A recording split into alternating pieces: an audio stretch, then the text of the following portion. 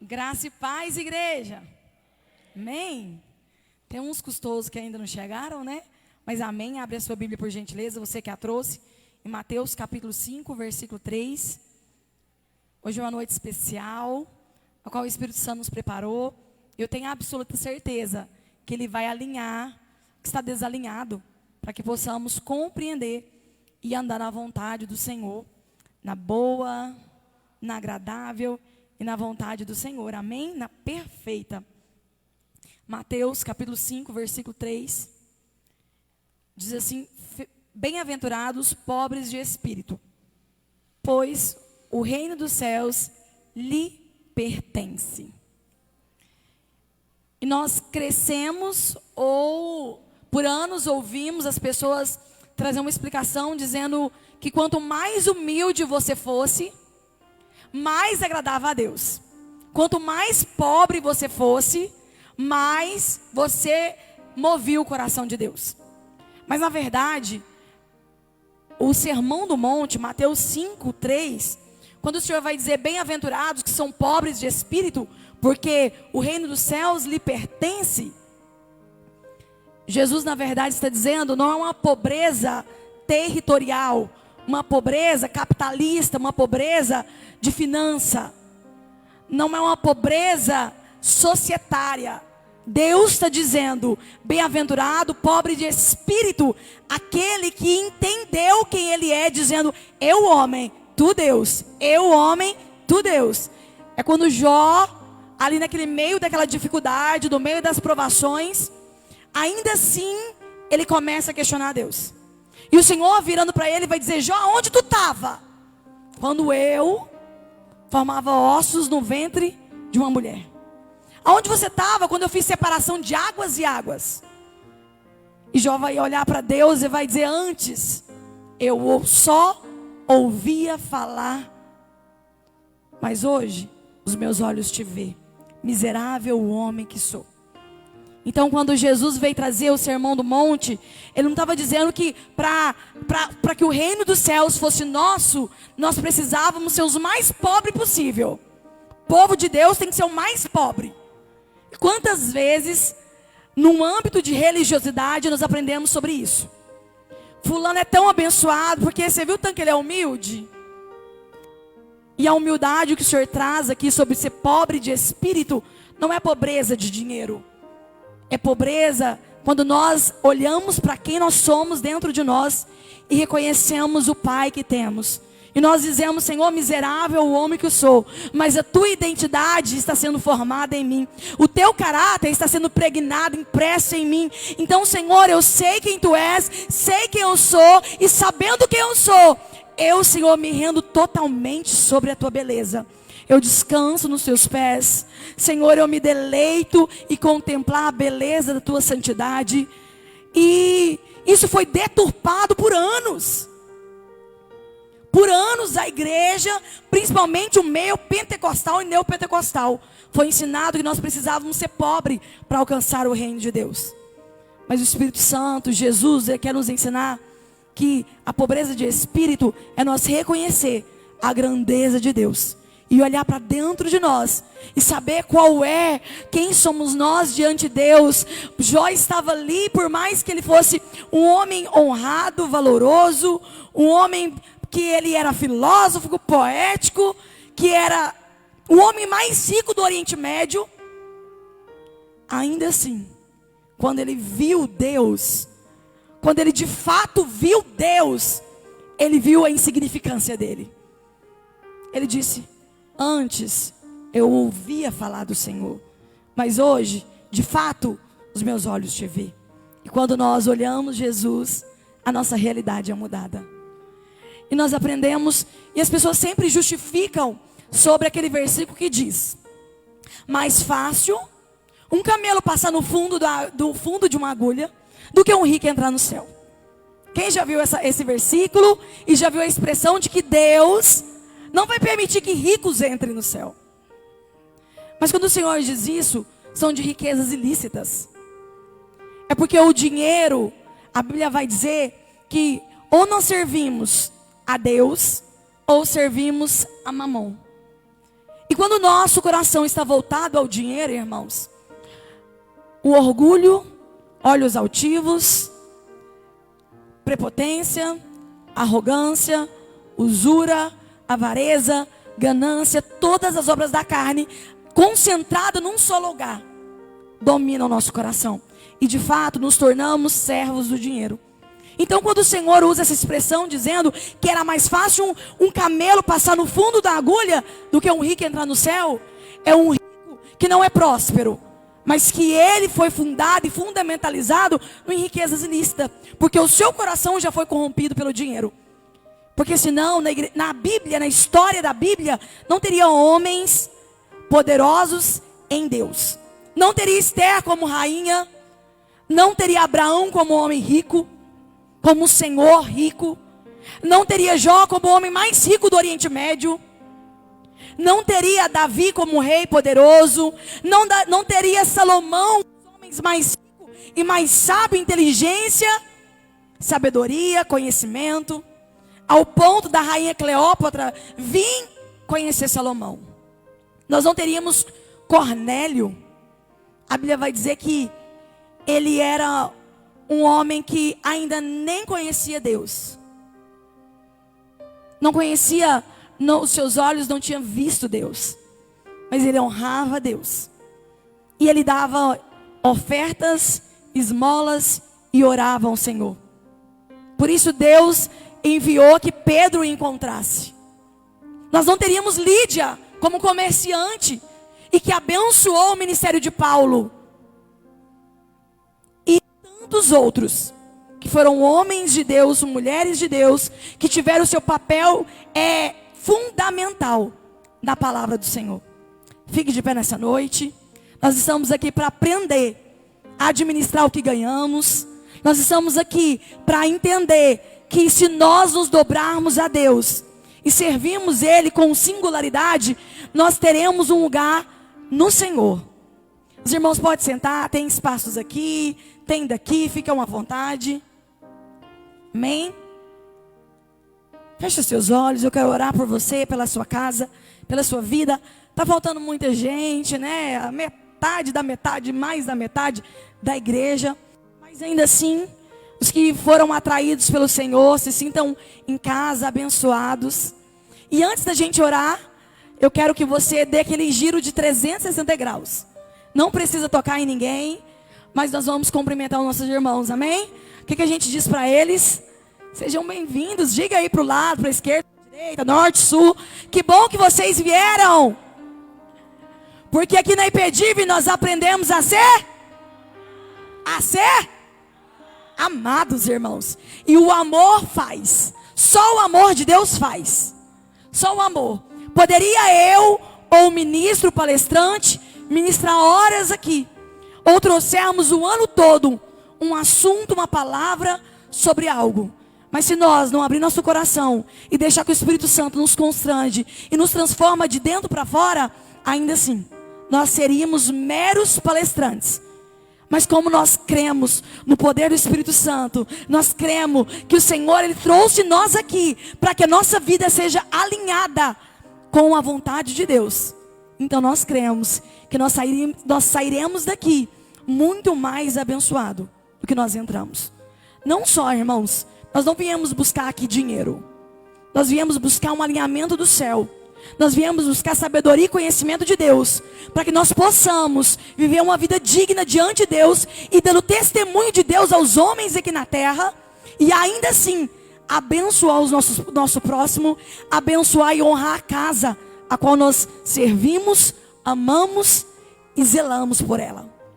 Quero orar por você, pela sua casa. Aqui na igreja tem empreendedores, tem microempreendedor individual, tem pessoas que estão passando aí logo para pequena empresa, e cada dia mais o capital vai aumentar, porque é com Deus, irmãos. É assim, quando nós entendemos quem nós somos e quem Deus é na nossa vida, as histórias são mudadas. De uma menina que não tinha pai, que era de Suzã, de uma vila, de repente agora ela é a rainha, uma das rainhas mais poderosas que houve na Bíblia. De um homem, de um jovem que estava lá e que foi levado para a Babilônia sendo escravo, Agora ele recusa comer do banquete do rei. Ele recusa ser igual aos outros. Estava na maior capital da imoralidade sexual, do dinheiro, da ganância, da prepotência, da arrogância. E ainda assim, Jerusalém estava dentro de Daniel. E a Bíblia vai dizer que ele se tornou sábio, um cientista, se tornou um homem que passou, impérios caíram e se levantaram, e Daniel se prevaleceu. Porque Deus o honrou, tanto espiritualmente, quanto honra entre os homens, e quanto financeiramente. Nós podemos ser prósperos, se nós crermos e entregar o nosso coração diante de Deus. Ele alinhará tudo que está desalinhado. Senhor, em nome de Jesus, nós estamos aqui porque te amamos, estamos aqui porque te desejamos, Deus. Estamos aqui porque o nosso coração anseia a tua presença. E a tua palavra fala que o Senhor sacia os que têm fome, e o Senhor satisfaz plenamente os que têm sede. Então, em nome de Jesus, distribua sobre a tua casa, sobre a tua igreja, dons de contribuição. Em nome de Jesus, ó Deus. Senhor, ensina-nos a dar com gratidão. Ensina-nos a ter um coração voluntário, um espírito voluntário. Ensina-nos a administrar o que ganhamos, para que possamos ser testemunha do teu amor diante dos homens aqui na terra, Pai. Somos gratos pela vida de cada um dos irmãos. Somos gratos pelos irmãos que vieram.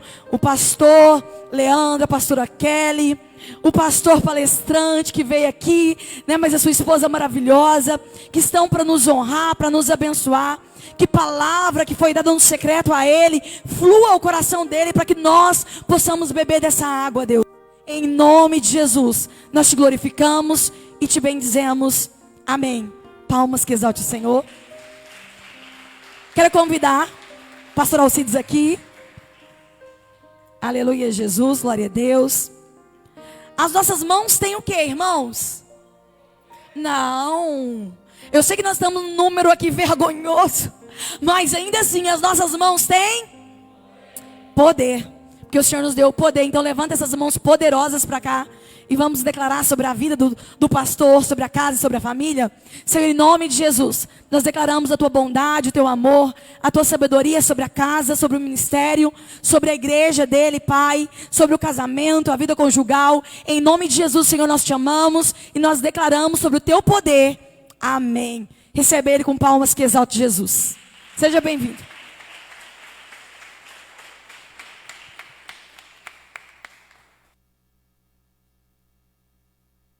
Graça a vós e a paz de Deus no nosso Senhor Jesus Cristo. Amém? Por favor, assente-se. Quero externar um louvor a Deus e gratidão à vida do pastor Jean Cleito, da senhora também, pastora. Bem como não posso deixar de louvar a Deus pela vida de todos que aqui estão, mas em especial honrar a vida do meu pastor que está comigo, pastor Leandro, meu mentor, meu discipulador, quem me direciona, quem tem ao longo dos anos tido paciência para que a gente possa aprender e caminharmos na obra do Senhor. Amém? Também a pastora Kelly, muito obrigado por me acompanhar mais uma vez. A minha esposa, a pastora Luciana, e lá mais ao fundo, por enquanto, cidadão também de Rio Verde, meu filho Pedro, e seu amigo Gabriel, irmão Gabriel, que está jogando aqui em um clube de futebol da cidade de Rio Verde, e hoje está conosco aqui também nos honrando. Muito obrigado, em nome de Jesus, por você ter dedicado um tempo para você mesmo. Você acredita que você está dedicando um tempo para a sua própria vida? Eu não sei como que você veio para cá hoje, qual está a sua disposição do seu coração para transformar a sua vida. Foi falado algumas palavras aqui já, e uma delas foi sobre a vontade de Deus sobre as nossas vidas. Quando Paulo ele vai falar acerca da vontade de Deus, ele dá algumas condições para essa vontade acontecer. Ele fala como a vontade é. A carta que ele escreve aos cristãos que estavam em Roma, no capítulo de número 12, no verso de número 2, ele fala assim, olha, mas sejam transformados, para que pela renovação das vossas mentes, vocês possam experimentar ao qual seja a boa, agradável e perfeita vontade de Deus. Olhem para mim, por favor. A vontade de Deus, ela é boa, agradável e perfeita. Quem quer desfrutar dessa vontade? Mas existe uma cláusula anterior. Para nós experimentarmos a vontade de Deus, nós precisamos antes ter uma renovação nas nossas mentes. Essa renovação fará ocorrer na nossa vida uma transformação. Através destas coisas é que nós temos acesso a essa vontade de Deus. Sem que haja uma mudança de mentalidade no ser humano, é impossível o homem desfrutar da qual seja a boa, agradável e perfeita vontade de Deus. Se você está me entendendo, diz amém. Queridos, eu vou tentar aqui trazer você para um assunto, um dos mais polêmicos, um dos maiores problemas da igreja dos nossos dias, que é falar sobre dinheiro, é falar sobre prosperidade. Há muito nós vemos que a igreja como um todo, não estamos falando de religião, estamos falando de igreja, tá? Então a igreja do Senhor Jesus, ela compreende inclusive muitos religiosos de muitas denominações. Então quando nós vamos falar de dinheiro dentro da igreja, nós vemos em primeiro lugar muita corrupção em todo mundo, sim ou não? Mas a Bíblia disse no livro de Judas, no único capítulo que tem, ai dos pastores. Aí é uma palavra de dor. Ai dos pastores que, ávidos por lucros, eles corrompem tudo o que compreendem. A Bíblia diz que essas pessoas são como nuvens sem água, impelidas pelo vento, vão para qualquer lugar. E diz que essas pessoas seguiram a doutrina de Balaão, que é um profeta na Bíblia, que ele vende um ministério para profetizar contra o próprio povo de Deus. Então, nós estamos aqui hoje com uma responsabilidade muito grande, falar de um assunto que é necessário, é muito importante, e que por muito tempo as pessoas estão sofrendo, e a Bíblia diz por que o povo sofre. O povo sofre por quê? Oséias 4 e 6, você pode jogar para mim, por favor? Oséias 4 e 6.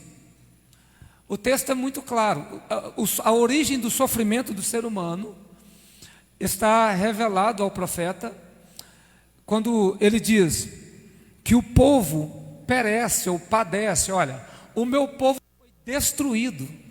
Por quê? Porque lhe faltou o conhecimento. Porque tu rejeitaste o conhecimento, também eu te rejeitarei, para que não sejas sacerdote diante de mim. E visto que esqueceste da lei do teu Deus, também eu me esquecerei dos teus filhos.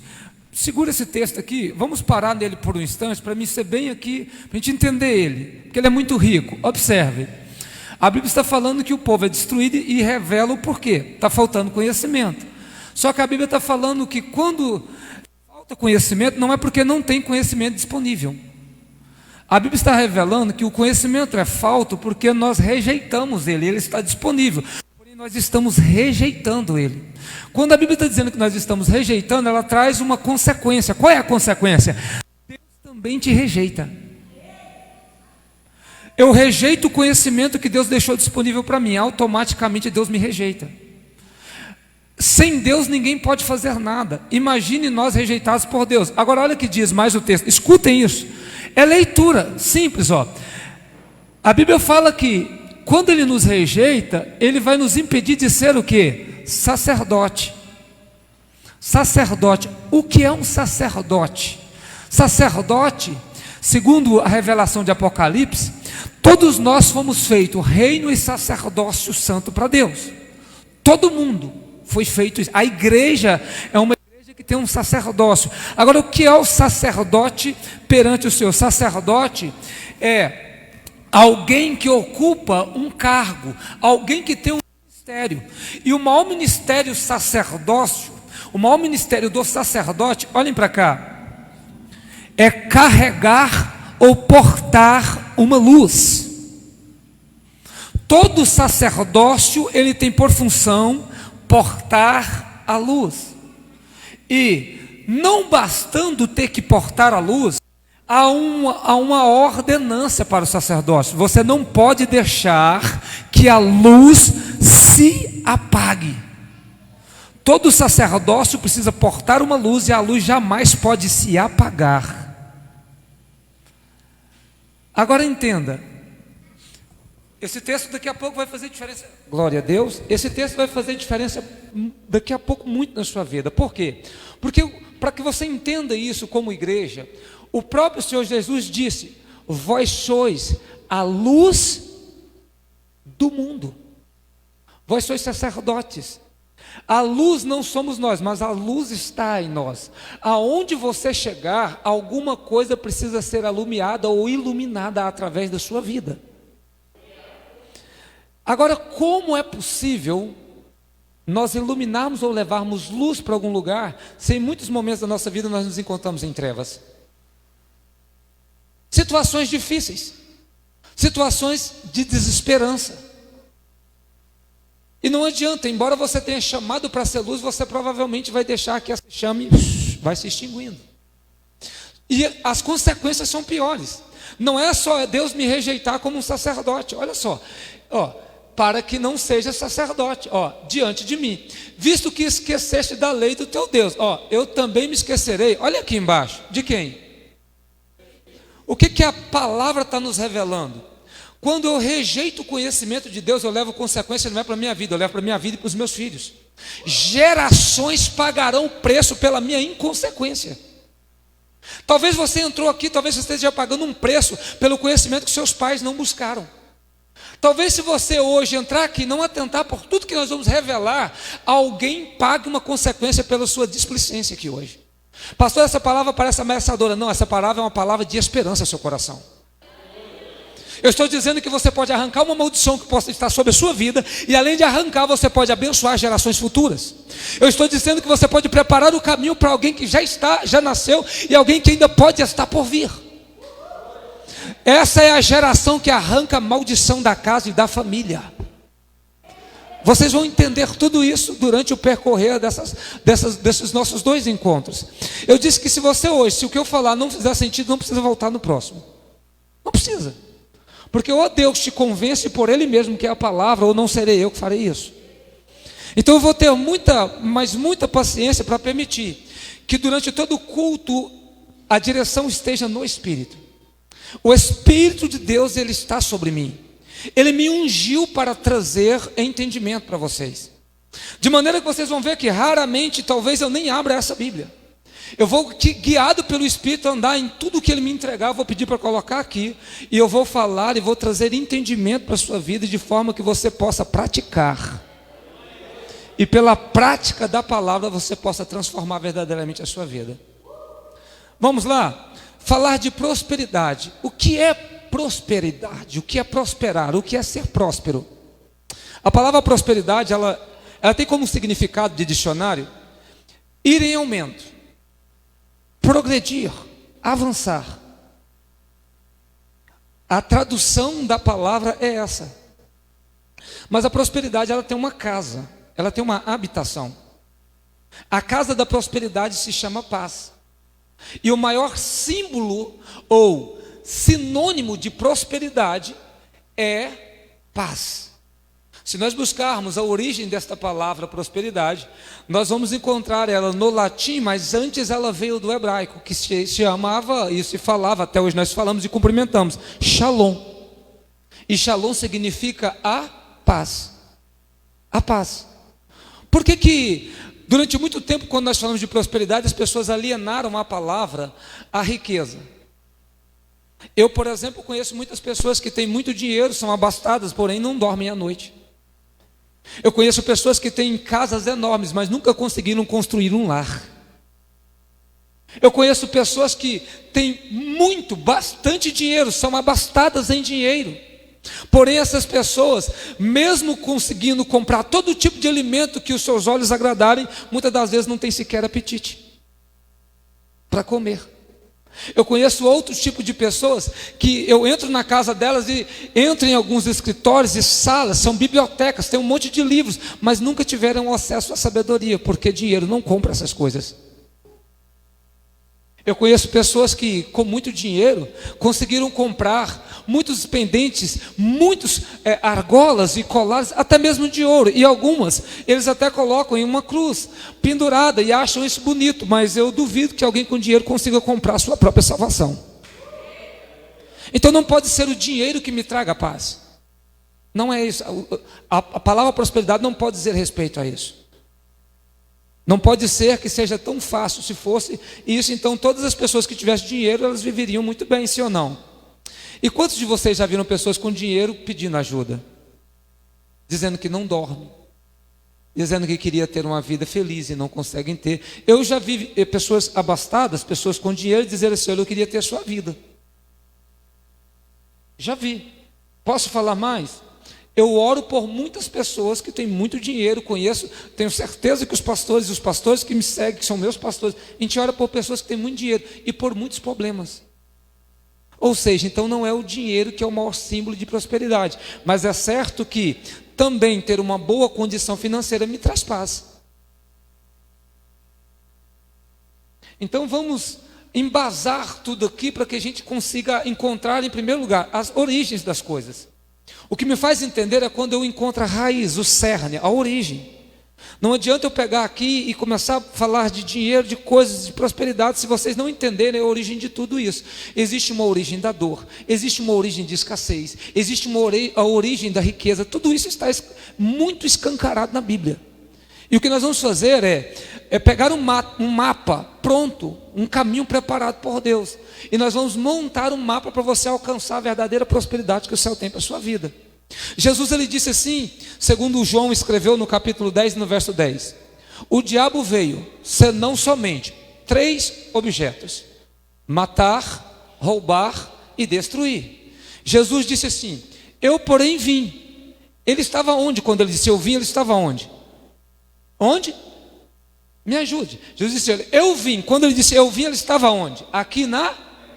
Então ele estava dizendo assim: eu vim para que tenham vida, e vida com abundância. Aonde? Aqui na terra. Não é possível que você pensou que a vida em abundância que Jesus falou era no céu. Por quê, pastor? O texto de Apocalipse já nos revela isso. Vamos lá? Vamos pensar aqui um pouco. Se a vida em abundância fosse lá no céu, nós precisaríamos ter condições de levar alguma coisa daqui para lá. Mas quando nós olhamos em Apocalipse capítulo 21, olhem para cá que nós nem começamos ainda. Eu quero que você entenda isso, para a gente discernir, para você entender que o que Deus estava falando era aqui na terra. Quando nós olhamos em Apocalipse capítulo número 21, vai falar acerca da nova cidade que vai descer da parte de Deus do céu, a Nova Jerusalém. Como são as muralhas da nova cidade? Ora, as muralhas da Nova Jerusalém, ela tem por fundamento 12 tipos de pedras preciosas. Toda a muralha da nova cidade de Deus, ela é feita de pedras preciosas. A Bíblia diz que as ruas de lá não tem piche, não tem brita, não tem nada. As ruas são de ouro. A Bíblia diz que quem vai alimentar o povo lá em cima é Deus, e tem uma árvore específica que chama-se árvore da vida, a qual dá 12 frutos, um para cada mês do ano. O que revela que você jamais será eterno. Você estará na eternidade com Deus, você será imortal, mas jamais você deixará de ser dependente de Deus, nem aqui nem em outra era vindoura. Você será eternamente dependente de Deus. Ok? Quando nós olhamos ainda um pouco mais, Apocalipse 21 vai dizer que a árvore da vida, lá ela produz nas suas folhas, ela traz cura para as nações.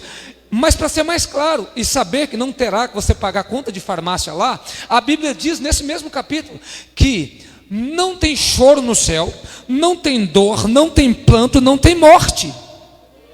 Como é que a gente vai duvidar que a abundância de vida é aqui na terra então? Ele disse, eu vim, ele estava na terra. Ou seja, a vida que ele quer que você tenha qualidade é aqui. Quando é que nós vamos ter acesso a essa realidade do céu? Quando nós vamos conseguir pegar, olha só, a realidade espiritual e impactar a nossa vida no mundo natural? Quando nós obtivermos conhecimento. A primeira coisa, nós precisamos entender que tudo o que existe, exatamente tudo o que existe é espiritual. Eu vou ofertar perante a igreja com vocês, não sem entendimento. Embora você veja eu pegar dinheiro em papel, e eu vou mostrar, vou pegar o dinheiro em papel, vou fazer oferta, você vai ver eu pegando de modo tangível, é algo material, mas eu vou te provar à luz da Bíblia que o dinheiro é espiritual.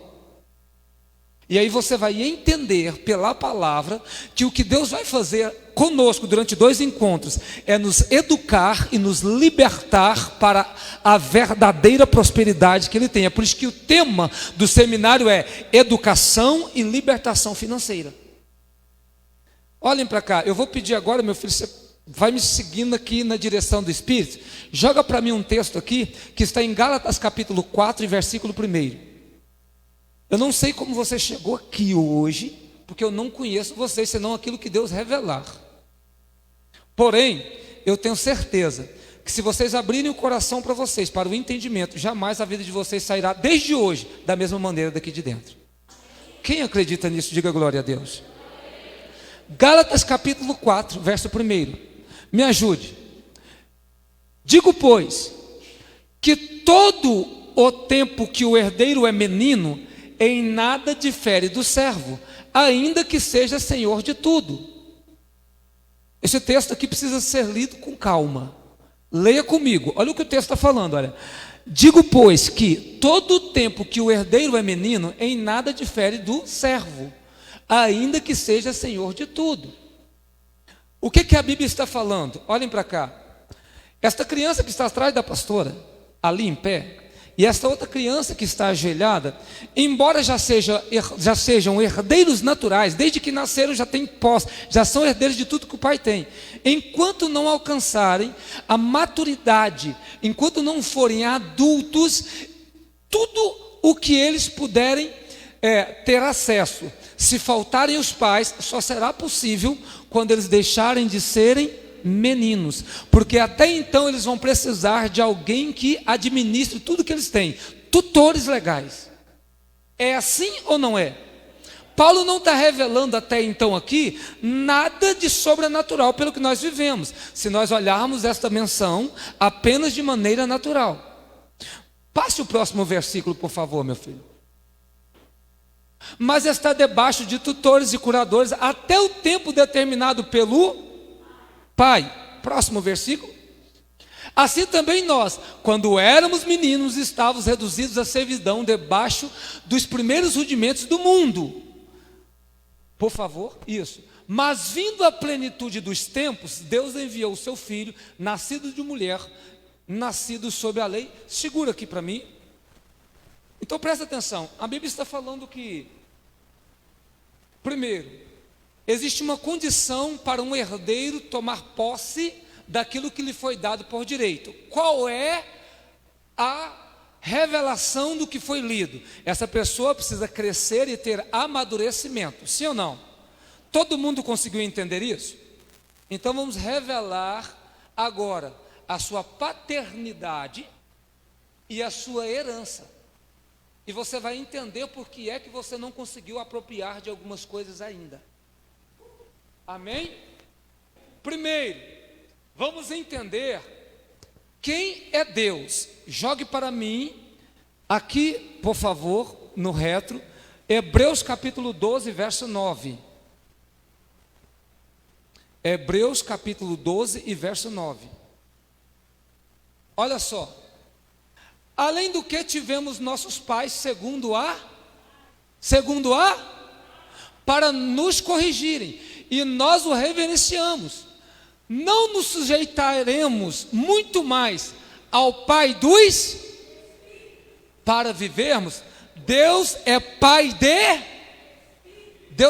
de espíritos. Eu queria que você me ajudasse e falasse isso mesmo. Olhe para qualquer pessoa e diga assim: irmão, pode falar para quem está do seu lado, diga assim: ó, irmão, fala assim, ó, Deus é Pai de espírito. Joga para mim 1 Tessalonicenses capítulo 5 e verso 23. Eu vou revelar quem de fato você é. E o mesmo Deus da paz vos santifique em tudo, e todo o vosso espírito e alma e corpo sejam plenamente conservados irrepreensíveis para a vinda do nosso Senhor Jesus Cristo. Segura o texto. Aqui está revelando a tricotomia do homem. O homem, ele foi feito tripartido, em 3 partes. E existe uma ordem de criação. Não foi feito primeiro o corpo carnal, antes foi feito o espírito. E onde foi feito o espírito que estava no homem? O texto da carta que Paulo escreve aos Efésios, ele vai nos trazer a clareza da nossa criação. Efésios 1 e verso 4 diz assim: Porque Ele nos escolheu, nos gerou, nos elegeu nele, antes da fundação do mundo. Entenda, não tinha terra, não tinha o pó da terra, e você estava em Deus. Onde? Na eternidade com Deus. Deus te gerou nele. Então aquilo que a pastora disse, quando Deus perguntou: Jó, aonde tu estavas quando eu formei os montes, quando eu estendi os céus como uma cortina? Jó não tinha essa resposta. Se ele tivesse, ele responderia: eu estava no Senhor. Você tem a resposta hoje. Aonde você estava? Eu estava em Deus. Qual é a sua origem? A minha origem é Deus. Por que é importante eu saber a minha origem? Porque eu vim de Deus, importa para Deus que eu volte para Ele. Importa muito para Deus que eu volte para Ele. E não são todas as pessoas que conseguem isso. Posso falar algo de Deus para vocês aqui? Talvez vai te assustar um pouco, mas eu preciso te revelar isso. Você perde o Espírito que Deus colocou em você muitas vezes durante um só dia. Jesus não. Jesus, que é o nosso maior exemplo, ele estava na cruz, passava alguém embaixo e dizia: ei, se tu és o rei dos judeus, desce daí, salva-te a ti mesmo. E diz que vieram os magistrados da lei e disseram a mesma coisa: desce daí, salva-te a ti mesmo. Jesus permaneceu lá, e no último fôlego da vida, antes de expirar, ele disse: olha, Pai, em tuas mãos eu entrego o meu espírito. Mas na hora que você tem a primeira dificuldade, você pega o Espírito e entrega para a dificuldade. Te faz perder a fé. A sua fé veio de Deus, tinha que estar todo o tempo nele. Mas quantas vezes que você depositou fé em outras coisas? Verdade ou não, igreja? Todos nós, nós temos uma origem. A nossa origem é Deus. E a Bíblia diz que Deus é Pai de espíritos. Então Deus, ele é meu Pai, não é aqui agora. Deus é meu Pai desde a eternidade. E aí, o que Deus vai fazer? Ele vai pegar esse Espírito que está nele e vai colocar o intelecto, vai colocar entendimento. O entendimento que Deus coloca nesse homem espiritual, nesse ser espiritual que está nele, se chama alma. Ao entendimento que Deus dá para o homem viver um propósito aqui na terra, ele chama isso de alma. Aonde isso está escrito? Você joga para mim aqui, meu filho, depois a gente volta aqui. Ó, joga Salmo 139, verso 16. Essa live vai ficar salva, pastor. Essa live vocês podem pegar ela tudo, anota tudo depois. Me dá atenção, porque isso aqui é muito importante para você. Como a live vai ficar salva, se você prestar atenção, você vai absorver muito mais. Salmo 139, verso 16. Salmo 139, versículo 16. É quando Deus vai dar entendimento para o homem. É quando Deus vai acoplar ao espírito a alma que o homem deveria ter. Olha só. Os teus olhos viram o meu corpo, ainda informe. O que é isso? Estava sem forma, porque era um espírito, ainda informe. E no teu livro, todas estas coisas foram escritas, as quais em continuação foram formadas ou confirmadas, quando nem ainda uma delas havia. Nós não tínhamos vindo aqui, não tínhamos aparecido. E lá na eternidade, Deus tinha me formado em espírito, e Ele está escrevendo no livro dele. Que livro é esse? O livro do propósito de Deus, o que eu e você deveria viver aqui na terra. Pastor, como que eu não sei o que Deus tem para mim? Nós nascemos do pecado. Precisamos, de alguma maneira, Deus vai enviar algum resgatador. E quando esse resgatador vem, é muito importante que você volte para Deus, para que voltando para Deus você consiga entender, pelo discernimento até mesmo do Espírito e pelas revelações que Deus quer fazer para você, você consiga cumprir um propósito que Ele tem estabelecido para você aqui na terra. Então, primeiro, entenda isso, olha, o Filho de Deus, o homem espiritual, a mulher espiritual que está em Deus, tem algo para viver aqui na terra. Aí o que Deus vai fazer? Deus, Ele vai formar e criar a terra. Depois de criar a terra, Ele vai pegar parte do pó da terra e vai formar, entenda isso, vai formar um molde, um corpo de barro, de terra. Isso seria um recipiente. Olha só, este copo aqui é um recipiente. Eu não vou beber o copo, vou beber o que está dentro. Quando Deus fez o corpo do homem, ele estava revestindo quem de fato nós somos, pegando carne e cobrindo o que de fato você é, que é um espírito, um filho e uma filha espiritual que está dentro. E por mais que você tenha dificuldade, Deus só pode se conectar com esse que está dentro e não com o que está fora. O de fora foi feito para interagir com as coisas terrenas, com as coisas naturais, mas o que só se conecta com Deus é o espiritual. Vamos provar isso. 1 Coríntios capítulo 6 e verso 17. Existe, o que eu estou dizendo é, existe uma centelha de Deus dentro de você. Existe um espírito que Deus colocou dentro de você. Olha só, mas o que ajunta com o Senhor é um mesmo espírito.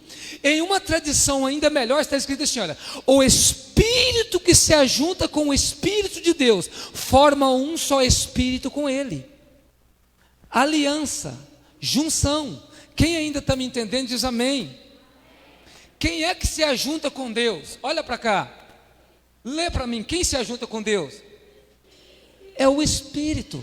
Somente o Espírito pode fazer isso. Agora olhem para cá, para vocês entenderem o que eu quero falar, para a gente poder aprofundar nisso. Quem já ouviu falar de Adão? Diga glória a Deus. O primeiro homem formado por Deus se chamou Adão, que significa humanidade, feito da terra, ok? E todos nós estávamos nele. Esse primeiro Adão, ele é primeiro um homem totalmente espiritual quando nós lemos a Bíblia. Quando nós lemos a Bíblia, no capítulo 2 de Gênesis, o texto diz que Deus ele descia no Éden na viração do dia. E ele descia, e a Bíblia diz assim, olha, e Deus descia para ver o nome que Adão colocava nos animais. Você ouviu Deus ter que falar com Adão, tipo assim, Adão, põe nome nos animais. Quem leu isso?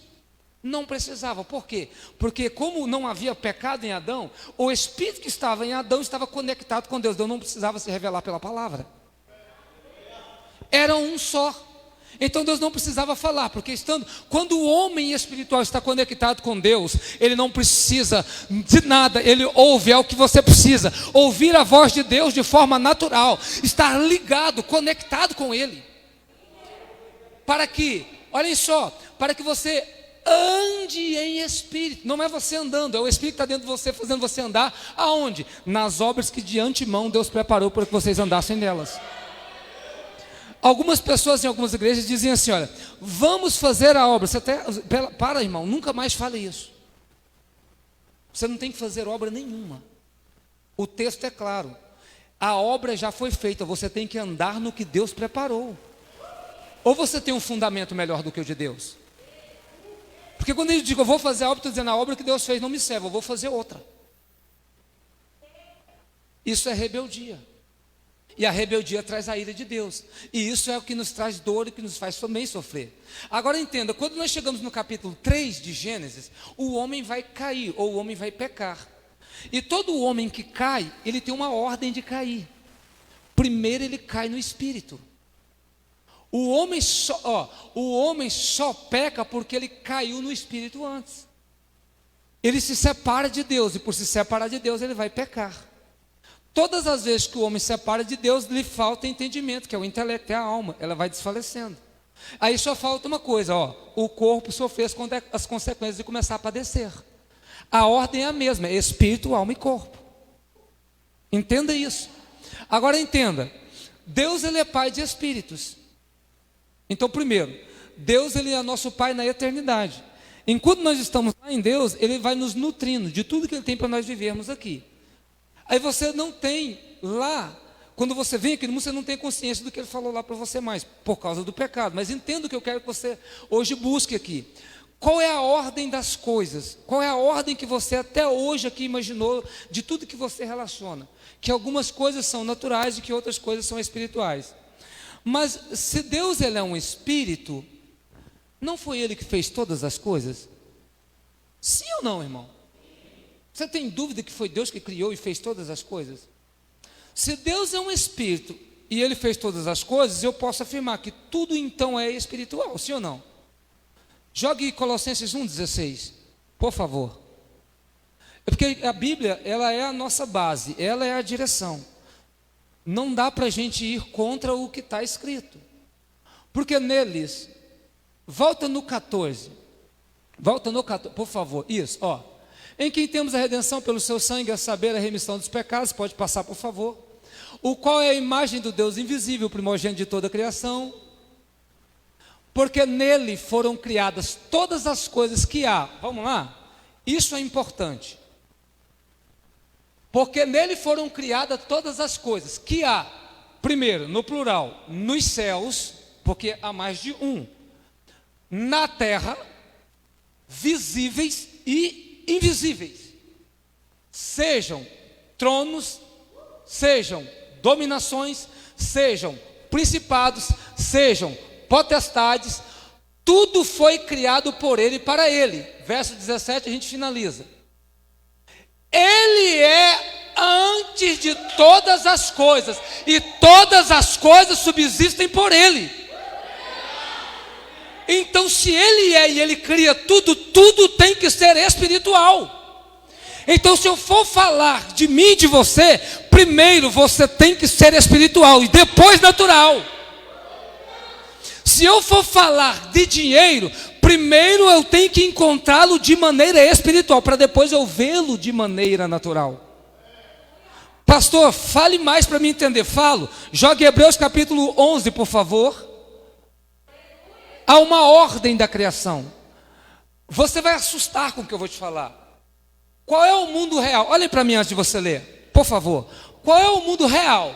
O espiritual ou o natural que nós estamos vendo? O real é qual? Qual é o real? Pode falar sem medo. Qual é o real? As pessoas pensam que é o real, que é o natural. Por quê? Porque você acredita no que você vê. Mas a Bíblia está dizendo que Deus criou os mundos visíveis e invisíveis. E também tem uma ordem de criação. Qual mundo é mais antigo? Porque o mais antigo revela o que criou o outro. Hebreus capítulo 11, versículo 3. Olha isso. Pela fé entendemos que os mundos, pela palavra de Deus, foram criados, de maneira que aquilo que se vê natural não foi feito do que é aparente, do que se vê. O que é isso? O mundo natural, ele existe porque antes teve o sobrenatural. O mundo visível parte a partir do invisível. Primeiro é o espiritual e depois o natural. Por quê? Primeiro é Deus, que é um espírito, e depois ele faz todas as coisas. Você está me compreendendo? Diz amém. Está entendendo o que nós estamos falando? Há uma ordem de tudo que existe. Para você, eu vou acelerar um pouquinho para você entender. Olha para mim.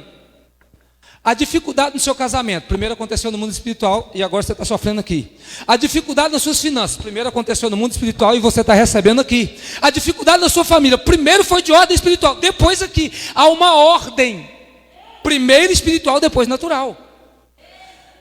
Para que Deus fez o mundo natural? Para que você entendesse, quando alguma coisa estivesse ruim, você entendesse que existia uma desordem espiritual na sua vida.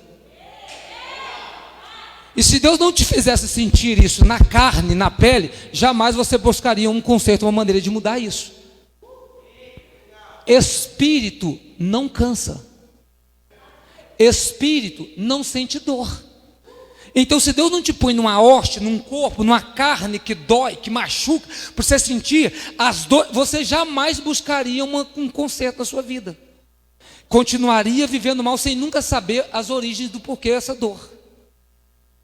Então, toda dor que você sentir em qualquer área da sua vida está revelando que é uma desordem na sua vida espiritual. No mundo espiritual, sua vida está bagunçada. Amém? Olha só, há uma ordem. Deus primeiro, ó, o que é visível foi feito do que é invisível. De maneira que, então, para mim encontrar o dinheiro aqui, primeiro eu tenho que encontrar ele no mundo espiritual. Sim ou não? Se nós voltarmos na história do dinheiro, olhem para mim, qual é a origem? A origem do dinheiro, ela se dá quando nós vamos para o Monte Capitólio em Roma, onde foram cunhadas as primeiras moedas de prata e as primeiras moedas de ouro. A Bíblia diz que no Monte Capitólio, onde eles guardavam suas riquezas e faziam a cunhagem dessas moedas, na época era a idade dos metais, não existia papel, o homem não tinha ainda a habilidade de lidar com papel. Então o homem estava na idade dos metais, e na idade dos metais, os metais mais preciosos eram a prata e o ouro.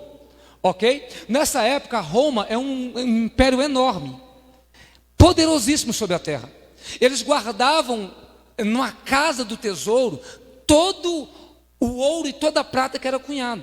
E ali em volta do Monte Capitólio existiam a imagem de muitos deuses pagãos, porque assim como os gregos que vieram antes deles, eles eram devotos à imagem de muitos outros ídolos. E aí nesse lugar ficavam muitos gansos. E eles, como era um lugar para eles que eram santos, eles achavam que aqueles gansos eram todos animais sagrados. Um dia, os gauleses subiram para tomar o Monte Capitólio, levar toda a riqueza de Roma. Os gansos granaram, fizeram barulho, e os tribunos romanos se levantaram e defenderam o Monte Capitólio. Eles atribuíram essa façanha, esse livramento, a uma deusa pagã chamada deusa Juno Moneda, que traduzido é, em italiano, moner, em inglês, money, em português, dinheiro. Para você entender que desde a cunhagem do dinheiro em prata e ouro, já tinha uma espiritualidade por trás. É errada, mas tinha. Por quê? Porque a origem da prata e do ouro nunca foi nem de Roma, nem de Itália, nem de Juno Moneda e nem de ninguém. Qual é a origem do ouro e da prata? Ageu 2 e verso 8, por favor. Ageu 2, verso 8.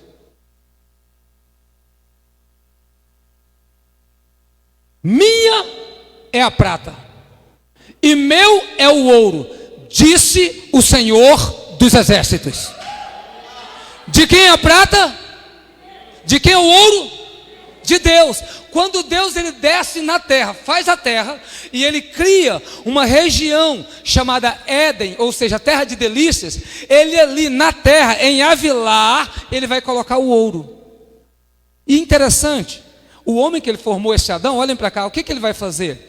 Ele vai colocar o homem para cultivar e lavrar o solo. O que é lavrar solo? Não é revirar a terra?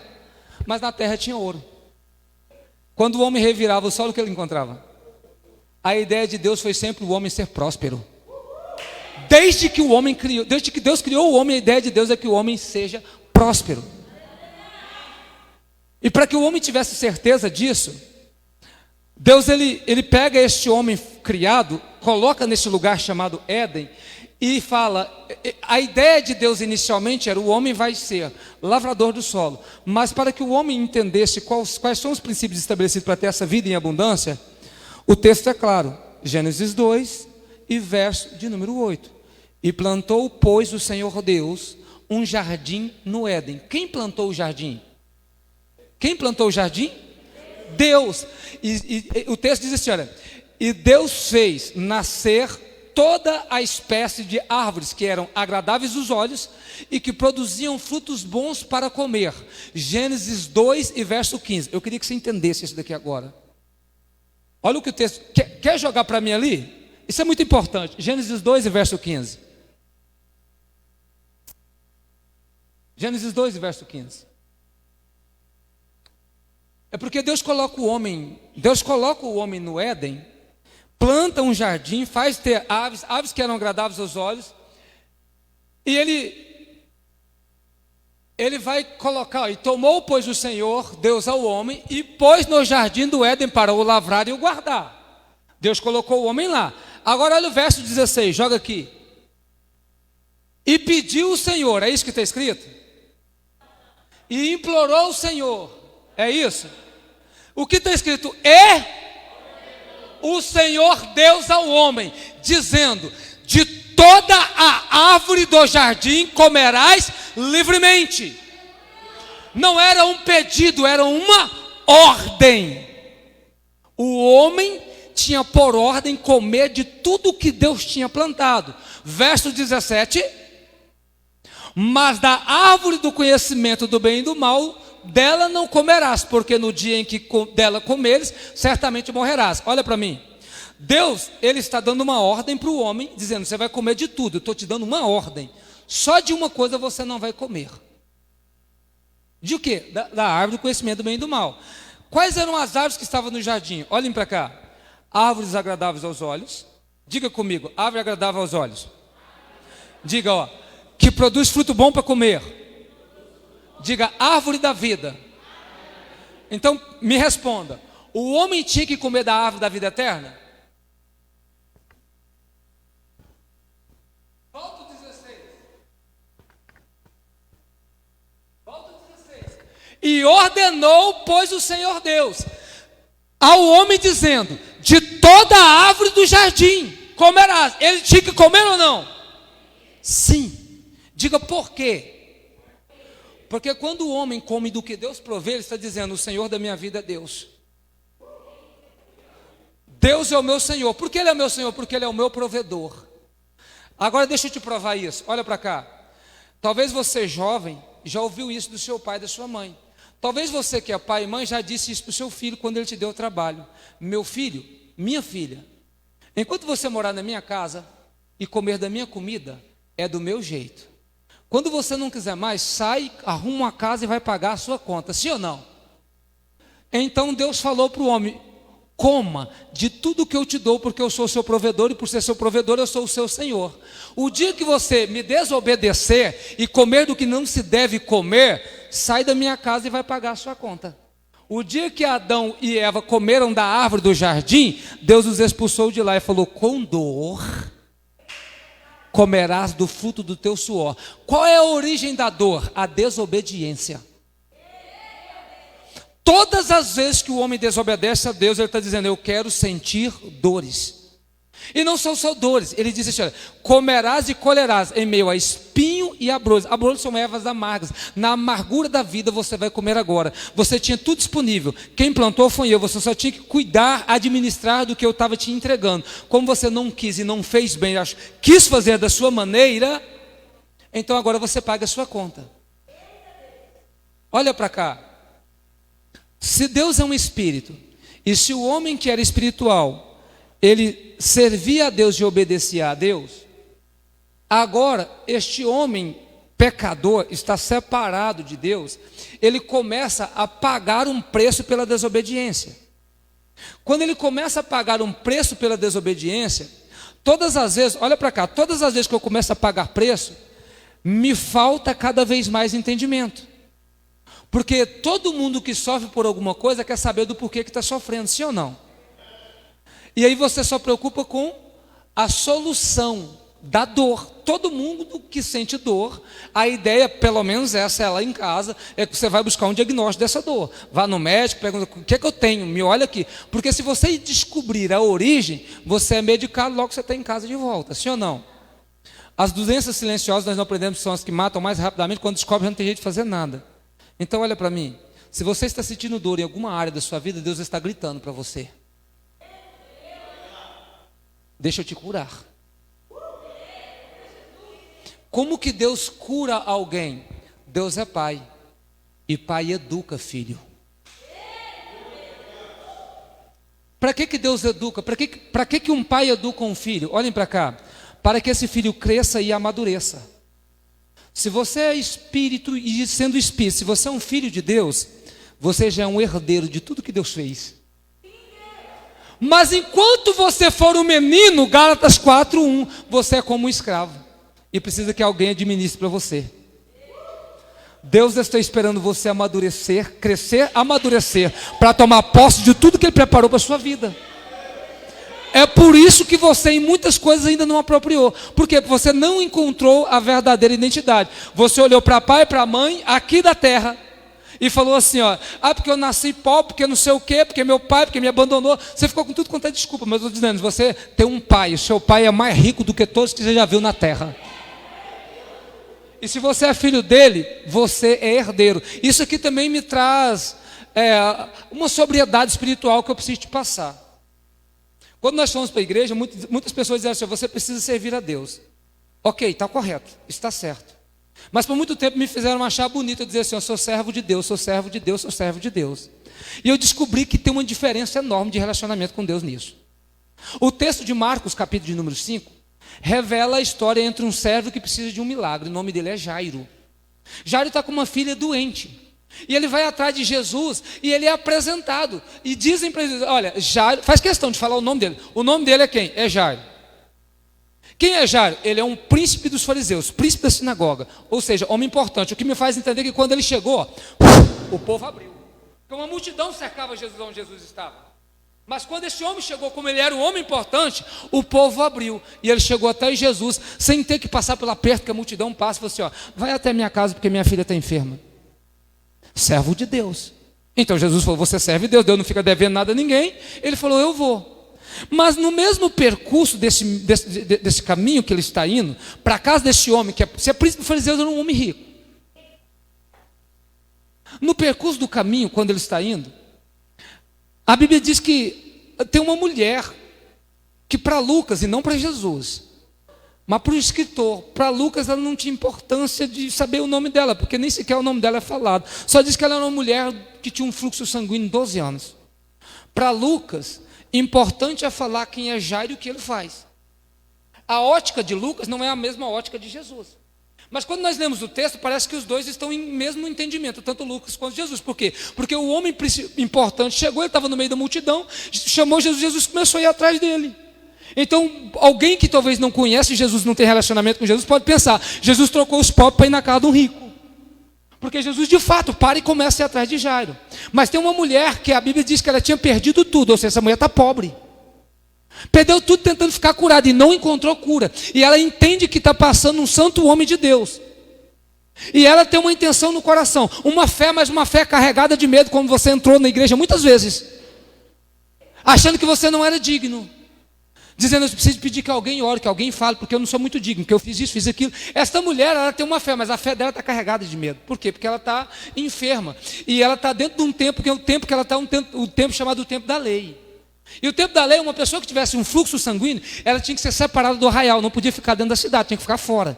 Para você entender, meu irmão, se a mulher do fluxo de sangue fosse eu, se eu sentasse aqui e me levantasse e fosse embora, e alguém visse, você viesse e sentasse aqui, você também estava impuro. Esse é o tempo que essa mulher está.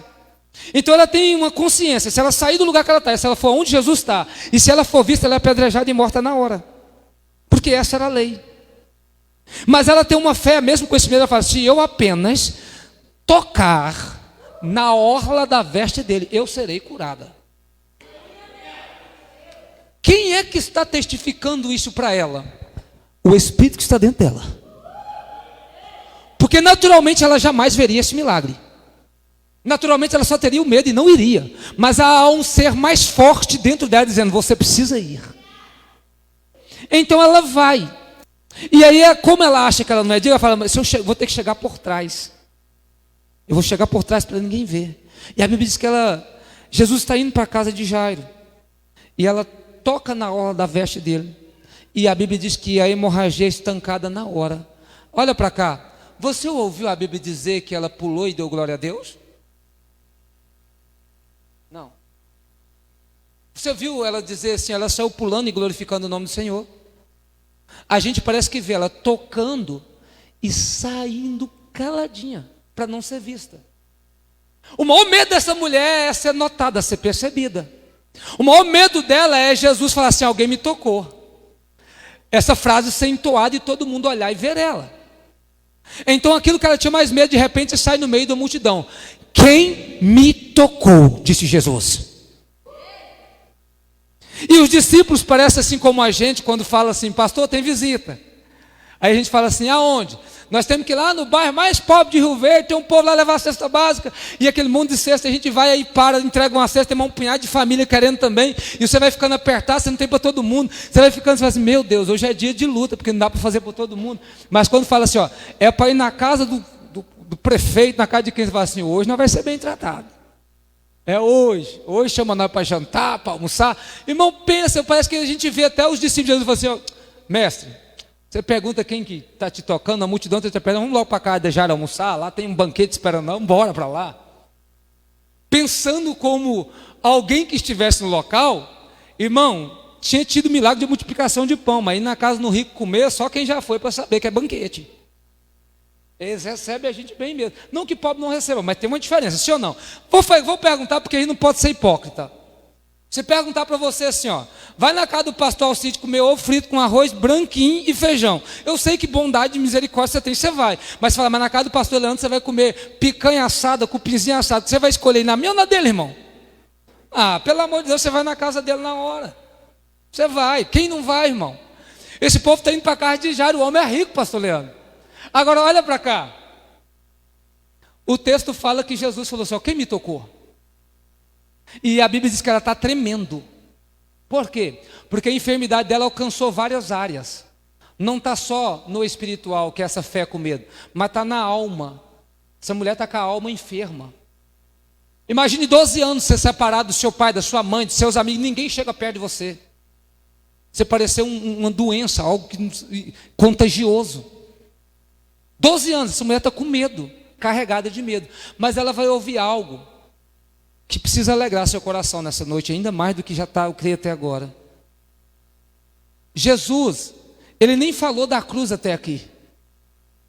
E por que é importante Jesus falar da cruz? Porque quando ele fala da cruz, nós entendemos que ele levou a maldição de todo mundo na cruz, sim ou não? Então ele não foi na cruz. Se ele não foi na cruz, ele não pode tirar a maldição de ninguém. Mas a Bíblia está dizendo que quando ela tocou, saiu o poder dele e curou ela na hora. Como isso foi possível? Ele não impôs a mão nela. Ele também não foi crucificado, mas ela está sendo curada. E ela que arrancou isso dele. Como? Ele revelou. O homem que para Lucas é importante e é príncipe dos fariseus, nunca foi chamado de príncipe por Jesus. Nunca Jesus falou assim, ó, príncipe, eu estou na sua casa agora. Nunca. Mas a mulher que Lucas não quis sequer dar o nome, Jesus olha e fala assim, ó, filha, a tua fé te salvou. Por quê? Quando ele diz filha, ele diz, eu sou o teu pai. E como teu pai, o que é meu é seu. Você já é herdeira de tudo que eu tenho. Receba a sua cura agora. Não precisa sequer ir para a cruz. Porque quando nós entendemos quem de fato nós somos, nós temos acesso às heranças que Deus nos deixou. Essa mulher que Lucas não deu o nome para Jesus, ela é filha. E como filha, ela já erra daquilo que ela precisava. Isso precisa alegrar o seu coração. Porque embora você diz, eu sou servo e serva de Deus, tudo bem, sirva a Deus. Mas não troque ser filho para ser servo. Porque o servo tem que parar para esperar o filho e a filha de Deus herdar aquilo que tem por herança. Primeiro é o filho e depois o servo. Jamais você vai tratar o seu empregado como você trata seu filho. Você entender, claro. Ou vai? Não vai. Então primeiro você tem que entender que você é filha de Deus e filho de Deus. E como filhos de Deus e filhos de Deus, vocês têm uma herança para apropriar. Mas para pegar essa herança, tem que ter uma maturidade. E essa maturidade não fala de nós ficarmos grandes e nem avançarmos em anos de vida aqui na terra. Não. Olha o que o texto fala em Hebreus capítulo 5. Olhem para mim. Um menino, ele precisa de leite. Todo menino se alimenta de leite. Se você pegar uma criancinha, um bebê, você der alimento sólido, ele não come, porque ele só bebe leitinho da mãe. Leitinho. Ele não come comida sólida. Mas se eu pegar esse rapaz aqui, você trabalha, meu filho? Você trabalha de quê? Pintura. Pintura. Se eu der só leite para esse rapaz desse tamanho aqui, em crescimento, quantos anos você tem? 19. 19 anos. É o meu filho. Irmão, vocês quase comem reboco de parede. Come demais. Esse menino ali, só Jesus, é despesa. Mas olha só, se eu der só leitinho, leite, todo dia, leite de manhã, leite no almoço, leite na janta, esse menino fica anêmico. Ele vai dar conta de trabalhar? Por quê? Porque ele já não é mais uma criança. E criança não pode viver de leitinho, precisa de sólido alimento. E Paulo nos revela o que é sólido alimento. Sólido alimento, o que é leite? O leite é assim, ó. Eu venho aqui, prego qualquer coisa para vocês e faço assim, ó, pega, recebe, pega, leva. Você sai daqui, sua vida não muda em nada, você ficou alegre por um tempo. Sólido alimento é só para adulto espiritual. É quando eu venho aqui e falo assim, você precisa mudar. Você precisa praticar a palavra de Deus para ter transformação na sua vida. A mudança e a transformação na minha vida chega não é pelo conhecimento somente, mas é pela prática da palavra. O que muda a minha vida, o que transforma a minha vida não é o que eu conheço, mas é do que eu conheço eu coloco em prática. Pastor, eu não estou entendendo, eu te explico. Eu conheço o carro, mas se eu não tirar a habilitação, eu não posso andar nele. Se eu não colocar em prática, não adianta eu ficar vendo ele nas lojas, nas vidas, não adianta. Eu preciso colocar em prática. Só depois que eu coloco, eu começo a desfrutar. É a prática. Então, se você quer conhecer Deus, mas não quer colocar nada em prática para Deus, você é uma criança. E vai viver de leitinho. Mas se você amadureceu, permitir o amadurecimento, é pela prática da palavra que você terá o crescimento e assim poderá herdar as coisas que Deus te preparou. Eu preciso te revelar algo. A prosperidade, primeiro, ela vem do céu. E segundo, a prosperidade é um dom.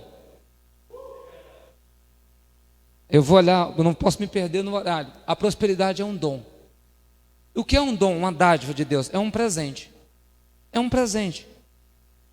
Eu posso garantir que vai sempre existir pobre na terra, até a volta do Senhor Jesus. Vai existir. Mas Deus os colocou por propósito. Vocês vão entender todos os propósitos de Deus para tudo isso. Você precisa entender uma coisa. A origem de Deus no homem não foi uma origem pobre. Deus criou o homem abençoado. Deus nunca criou o homem pobre. O homem criado por Deus foi um homem próspero. O homem só deixou de ser próspero quando ele entrou em rebeldia contra o próprio pai. Então, para que a gente agora entenda o que é dom e por que tem muita gente que, ao invés de prosperar, está destruindo a vida e perdendo coisas importantes, nós precisamos aqui de revelações agora acerca desse dom.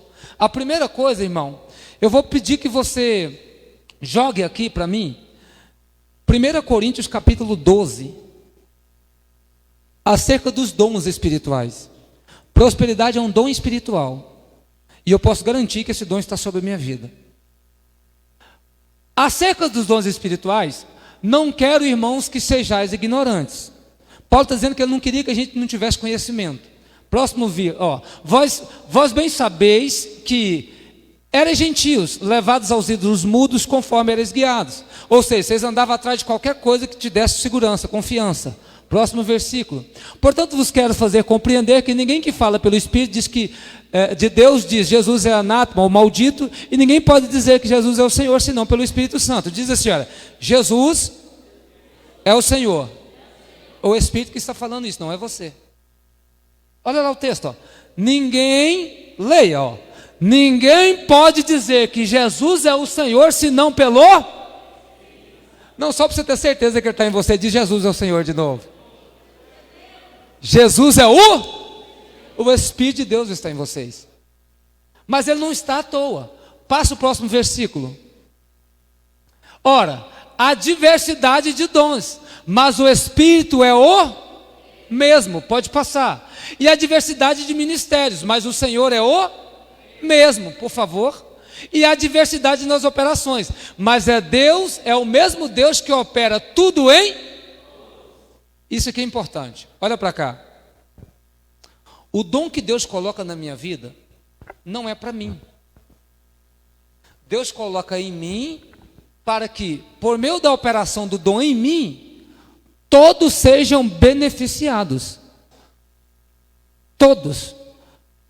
Opera tudo em todos. Não faz sentido Deus colocar um dom em mim. Então isso aqui vai revelar muita coisa para você. Porque tem muitos dons que a gente conhece como carisma da igreja. Tem muitos dons que Deus colocou. A um Deus dá o dom da palavra, a outro Deus dá o dom da revelação, a outro dom do louvor, da adoração, ok?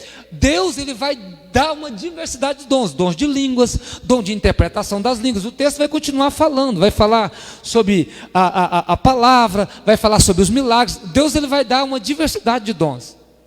Mas se não é para mim, olha para cá. É isso que me faz me reunir como igreja em uma congregação. Porque o que Deus colocou em mim não é para mim. Se eu ficar na minha casa, eu estou dizendo que, embora eu tenha um dom, eu não entendi para que Deus colocou ele em mim. Porque se eu entendesse, eu vinha para cá compartilhar com os outros. É por isso que nós estamos em dias em que as pessoas, elas adoram as pregações do Facebook, do YouTube. Não é pecado, irmão. Mas você não pode deixar de ser igreja. E igreja são pessoas. E nas pessoas que são a igreja, Deus derramou os dons. E os dons em benefício das pessoas. Se você ficar lá na sua casa vendo pregação, como vai ficar o resto da igreja? Isso revela muito para nós. Olha para cá. Todos somos membros do corpo de... Quando você falta um membro, fica faltando alguma parte. E quando eu desprezo alguém que está no corpo de Cristo, eu estou dizendo que esse irmão não tem importância. Mas o texto diz que nenhum membro pode ser lançado fora. Então não dá para eu saber que tem a reunião, a assembleia de igreja e eu ficar na minha casa porque está tudo bem comigo. Porque Deus não está preocupado se está tudo bem comigo somente. Ele está preocupado se além de estar tudo bem comigo, se eu entendo que está bem comigo para me fazer algo na vida de alguém. E muitas das vezes quando está tudo bem com a gente pega e fica preocupado só com a gente. É assim ou não é? Mas olhem para cá. Joga para mim o texto de Eclesiastes capítulo 5, por favor. Quem já ouviu falar em dom de revelação, diga glória a Deus. Ok, Deus revela, sim ou não? Deus revela. Você já ouviu falar que se Deus entregar uma revelação, o pastor Leandro tem um ministério muito lindo de revelação, vou perguntar para o senhor, pastor. O senhor já ouviu falar que se alguém não entregar uma revelação, Deus cobra? A pastora riu porque já escutou isso. Deus vai cobrar. Aí, olha para cá. Aí não basta falar assim, Deus vai cobrar. Fala assim, ó, você vai ficar enferma, vai vir enfermidade. Já ouviram? Por quê? Porque fala assim, ó, porque é um dom que Deus te deu, você não está entregando o que Deus está mandando. É assim ou não? E se eu te falar que é verdade, você crê? Agora olha para cá. Esse é o erro do cristão, é quando ele pensa que é só quando eu não entrego uma revelação que isso acontece. Porque se prosperar é um dom, e se Deus colocou ele sobre mim, se eu ficar com a prosperidade dentro da minha casa, a única coisa que eu vou atrair é dano e enfermidade para minha casa, para minha vida. Vou falar de novo. Se eu tenho prosperidade e acho que é para me acumular bens e riquezas para mim, a única coisa que eu acumulo dentro da minha casa é dano e enfermidade. Eclesiastes capítulo 5, versículo 13, por favor. Vamos ler o que eu estou falando? Há um grave mal que vi debaixo do sol e atrai? O que atrai enfermidades? As riquezas que os seus donos guardam para o seu próprio, porque é dom. Porque é dom, e eu vou te provar que é dom. Joga o versículo 19. 19, por favor. E a todo homem a quem Deus deu riquezas e bem, e lhe deu poder para delas comer e tomar a sua porção, e gozar do seu trabalho, isto é...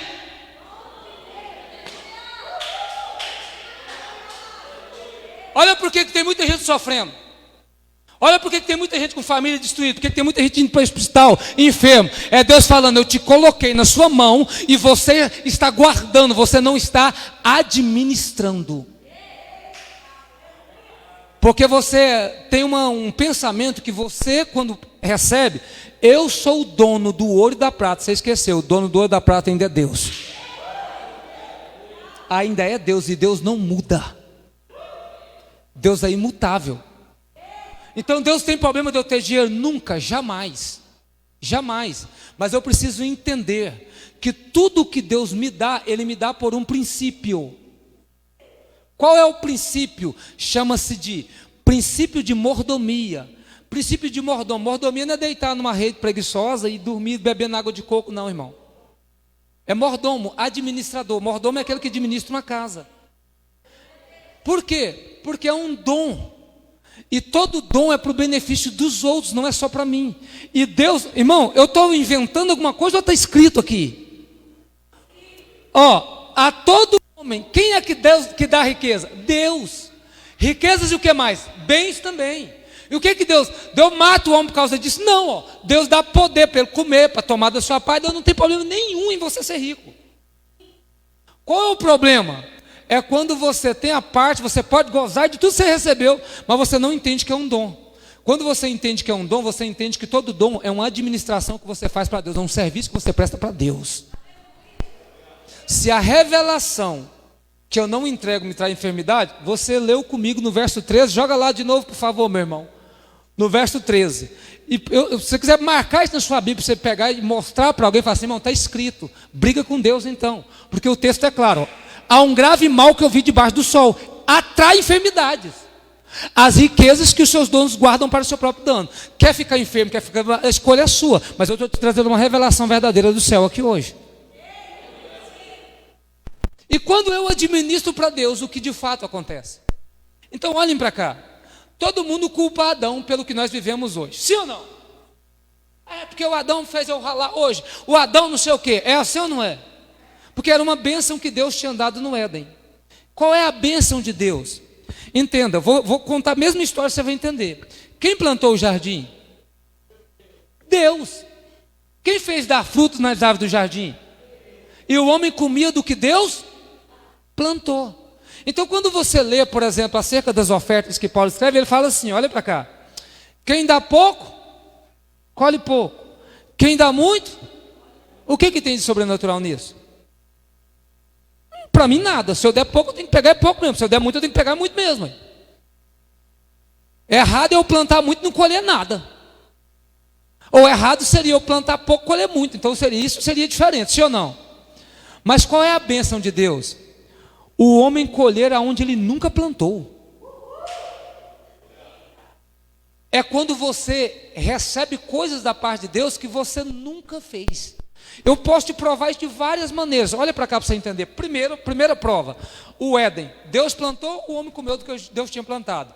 Isso. Depois o homem desobedece, uma descendência de Abraão vai virar escravo no Egito. Deus fala, vou te levar para uma terra. Chegou lá na terra, mandaram 12 espias ir lá ver como era a terra. Sim ou não? A Bíblia diz que eles voltaram carregando um carro de uva que 2 homens precisou para carregar eles. Sim ou não? Eles plantaram essas uvas? Deus deu uma terra para eles. Então, você está me falando que Deus deu uma terra própria, que eles não tiveram que fazer nada. A Bíblia fala que quando os filhos de Israel foram levados cativos para a Babilônia e eles voltaram para Jerusalém, embora Jerusalém estivesse destruída, Jerusalém tinha sido uma cidade conquistada, que eles nunca edificaram casa alguma. E o próprio texto de Ageu fala assim, olha, vocês vão habitar em casas que vocês não edificaram, vocês vão desfrutar de pomares que vocês nunca plantaram. Deus sempre, a bênção do Senhor é sempre o homem colher ou receber do que ele nunca plantou. E aí quando Adão pecou, a gente ficou o resto da vida murmurando e reclamando, ai Adão, você pecou, a culpa de tudo que eu estou vivendo é de Adão. Não, o texto é muito claro de Romanos capítulo 5, diz assim, olha, e por Adão, pelo primeiro Adão, depois do pecado, não foi o pecado que passou para todos os homens. Eu tenho que te falar, você culpa você pecar hoje em Adão, você fala, eu peco porque Adão pecou. Não. O que passou a todos os homens foi a morte. O pecado é uma escolha sua. É você que tem que decidir. Então não dá para culpar Adão, porque até as gerações que veio depois de Moisés, a Bíblia diz de forma clara que Deus falou assim, os pecados deles vão ser até apagados. Então Deus começa a julgar de Jesus para frente. Agora olhem para cá. Para não ter desculpa nenhuma hoje, de você ficar culpando Adão por você viver uma vida ruim, Deus pegou a bênção que estava no Éden e devolveu para o homem. A mesma bênção que Adão tinha, Deus devolveu para vocês. 2 Coríntios capítulo 9. Eu vou ler a bênção devolvida do Éden e vou explicar por que você não está desfrutando dela. E isso daqui, meu irmão, ou é leite ou é alimento sólido. Ou você pratica ou continua. Porque criança, quando quer leite, o que faz? Chora. Aí você continua sofrendo e chorando. Ou você amadurece, põe em prática e vira um herdeiro do reino de Deus. Verso de número 10, por favor. Ora, olha o texto lá do Gênesis, ó. Ora, aquele que dá semente ao que semeia. Quem é que deu semente lá no Éden? Deus. O homem não era para lavrar, e Deus não tinha plantado, ele só tinha que continuar o que Deus fazia, administrando, cultivar e guardar. Ora, aquele que dá semente ao que semeia, também vos dê pão para comer. O homem não comia do que Deus tinha plantado? Então aqui, ó, isso aqui é 2 Coríntios. É a bênção sendo devolvida, ó. Ora, aquele que dá semente ao que semeia, também vos dê pão para comer, e multiplique a vossa sementeira. Deus quer multiplicar aquilo que coloca na sua mão. Para quê? E aumente os frutos da vossa justiça. Olha para cá, segura o texto aqui para mim. Sabe qual que é a origem da prosperidade para Deus? Sabe por que Deus, como que Deus prospera uma pessoa? Para que Deus prospera? Por causa daquela última palavra lá. Para que você faça justiça para Deus. E o que é justiça para Deus? Justiça para Deus é quem está certo e quem está errado, pastor. Justiça para Deus é bem... Não. Justiça para Deus é trazer equidade para o mundo dividido. Então aquele que tem mais, ele faz justiça naquele que tem pouco ou não tem nada. E quanto mais eu faço isso, Deus multiplica a minha sementeira. Quanto mais eu faço, olhem para cá, Deus está me prosperando. O que eu estou fazendo para Deus? Eu estou administrando o que Deus está me dando. Eu venho aqui, faço na obra, faço ali, faço aqui. E quanto mais eu faço, Deus me multiplica, me multiplica. E quanto mais Ele me multiplica, Ele me enriquece. Ele me enriquece. Olha só, quando que Deus te enriquece? Quando eu estou lá na minha casa, eu não sei o que eu vou pôr na minha mesa. Eu tenho filhos, eu tenho esposa. E as portas se fecharam, eu estou sem condição nenhuma. Então eu entro no meu quarto, a minha esposa fala assim: o que nós vamos comer amanhã? O que eu vou dar para o meu filho? Aí eu falo: calma, meu bem, calma, Deus provê. Aí Deus fala: eu preciso fazer justiça na fé desse homem. Aí eu estou lá na minha casa e falei: calma, Deus vai, amanhã vai acontecer alguma coisa, algum milagre vai acontecer. De repente, bato lá na porta. Chega alguém e fala assim: ô irmão Alcides, eu trouxe aqui essa bênção para o senhor compra lá alguma coisa, ou então eu trouxe essa cesta básica, eu trouxe uma carne, eu trouxe isso daqui, eu trouxe algo que o senhor está precisando. Na hora que eu falo assim: olha, graças a Deus, Deus te enriquece na hora. Você acredita nisso? Porque você está vendo que parece que eu estou falando coisas emocionais, mas eu não sei se você está percebendo que eu só estou lendo Bíblia. Passa o verso 11.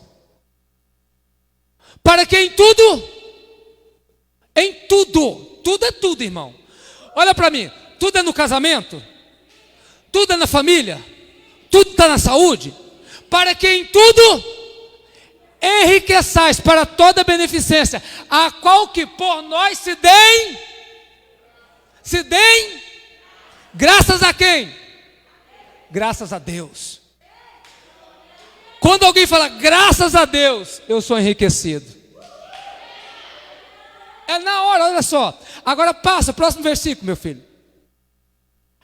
Porque a administração deste serviço não só supre as necessidades dos santos, mas também é abundante em muitas graças que se dão a Deus.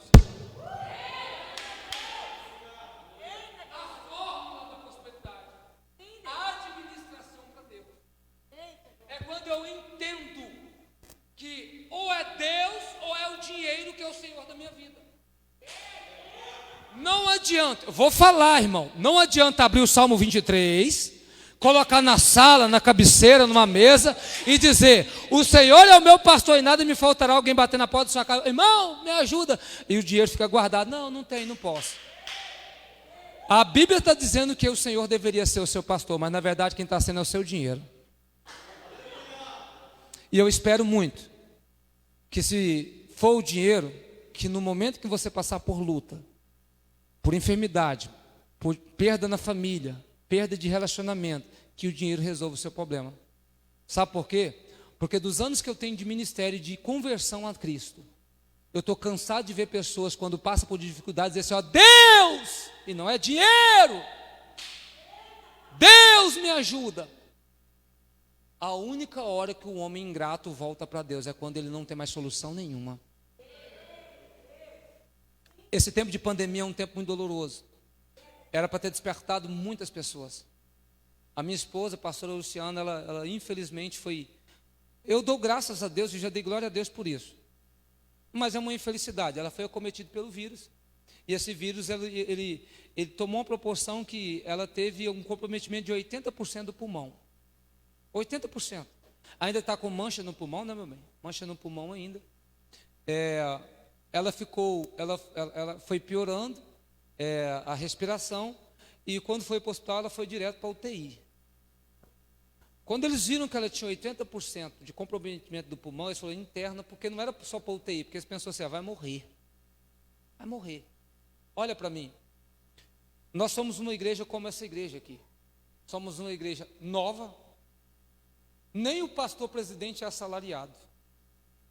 Não recebo. Eu trabalho todos os dias. O pastor viu nos meus status, lá eu trabalhando, eu trabalho com construção civil.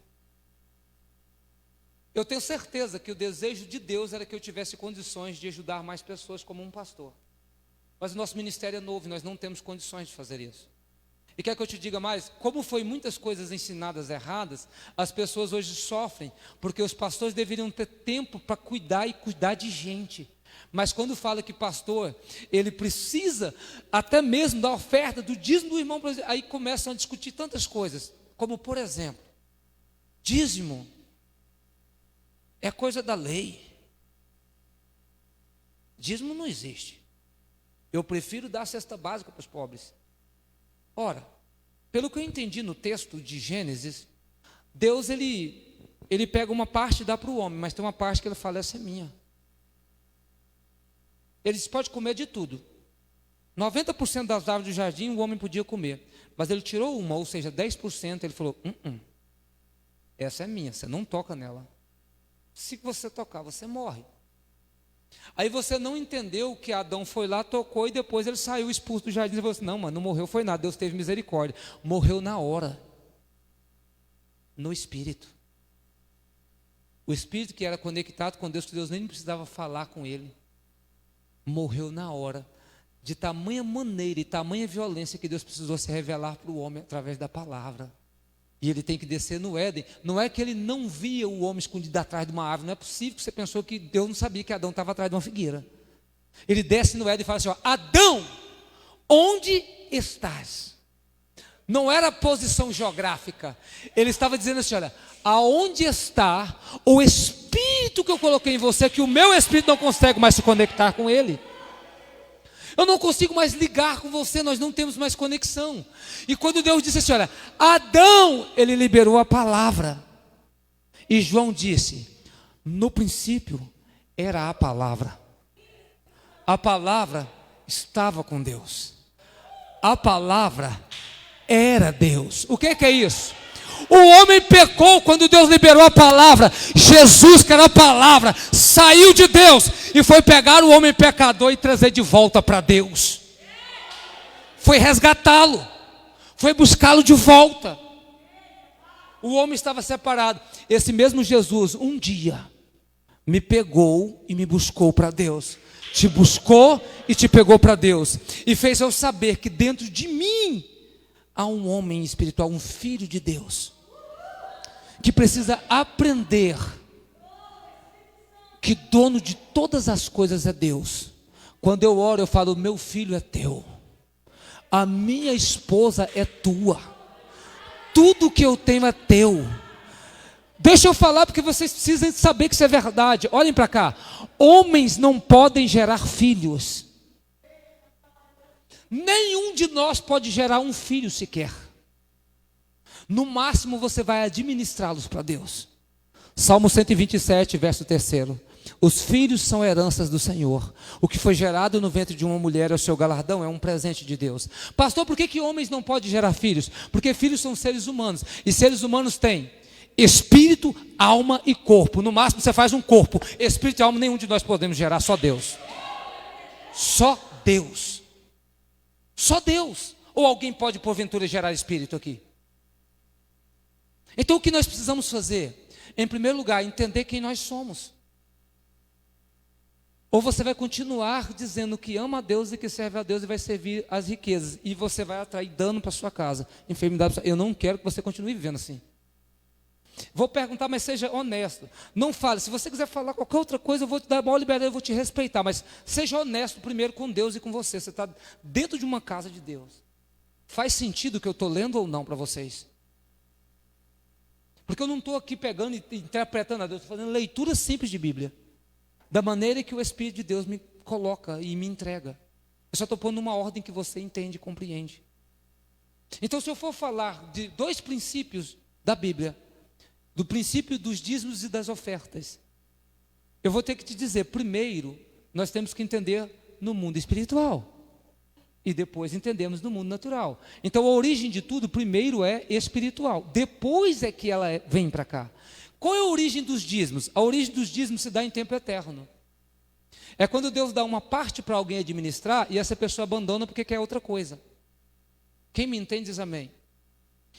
A Bíblia diz em Hebreus também no capítulo 1 que os anjos são espíritos. Anjos são? Me ajuda, anjos são? E Deus é pai de? Deus é pai de espíritos. Então eu posso dizer que Deus é o pai dos anjos, que os anjos são filhos de Deus. Se você leu Jó, você entendeu. No dia em que Deus desceu para ver Jó, os filhos de Deus vieram se apresentar perante ele, eram anjos. O texto lá é claro, ou seja, então a Bíblia vai dizer que em tempo eterno, Deus vai pegar anjos e vai estabelecer esses anjos para administrar algo para ele. Quando o anjo resolve sair desse lugar e ir para outro lugar, ele está deixando de cumprir a administração que Deus deu. A origem do dízimo se dá em âmbito espiritual. Quando isso aconteceu? Olha o texto. Ezequiel 28, verso 13. Joga aqui para mim, por favor. Eu vou citar as origens dos dízimos e das ofertas para vocês aqui agora. E a gente já vai caminhando para o encerramento, viu, irmão? Porque hoje eu só preciso trazer quem você é, para que na próxima sexta eu possa verdadeiramente tornar a sua vida em Cristo uma vida prática, real, que vai não ter o poder só de transformar a sua vida, mas transformar tudo à sua volta. Mas você vai poder começar isso aqui hoje já comigo. Estivestes no Éden, jardim de Deus. De toda a pedra preciosa era a tua cobertura. A sardônio, o topázio, o diamante, a turquesa, a ônix, a jaspe, a safiro, o carbúnculo, a esmeralda olha para mim. Ouro é pedra preciosa? Ouro é metal. Ouro não é pedra preciosa. Aqui está dizendo que tinha alguém que estava no Éden, que era para estar com pedras preciosas, mas essa pessoa está trocando pedras preciosas por ouro. E qual que é o problema disso? As pedras preciosas eram a cobertura. Cobertura é proteção.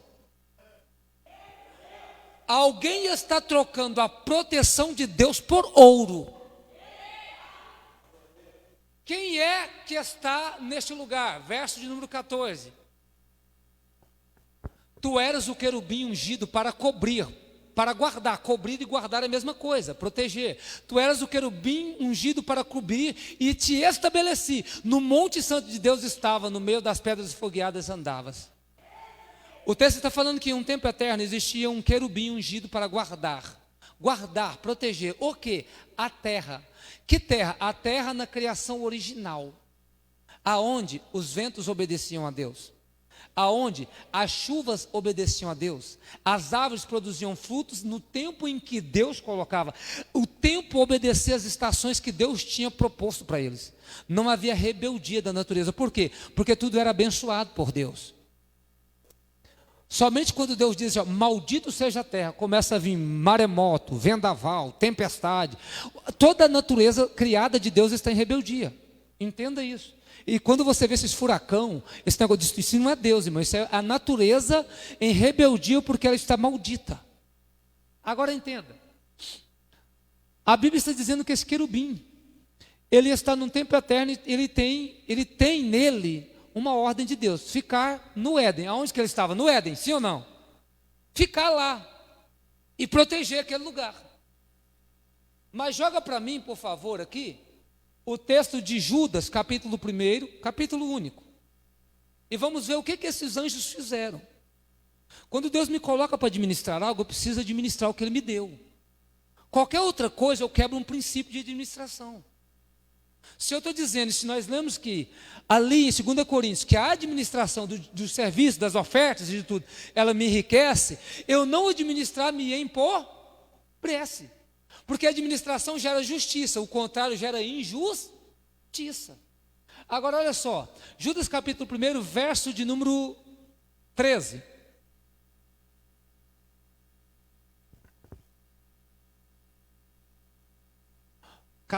Vai passando, por favor. Pode passar? Isso.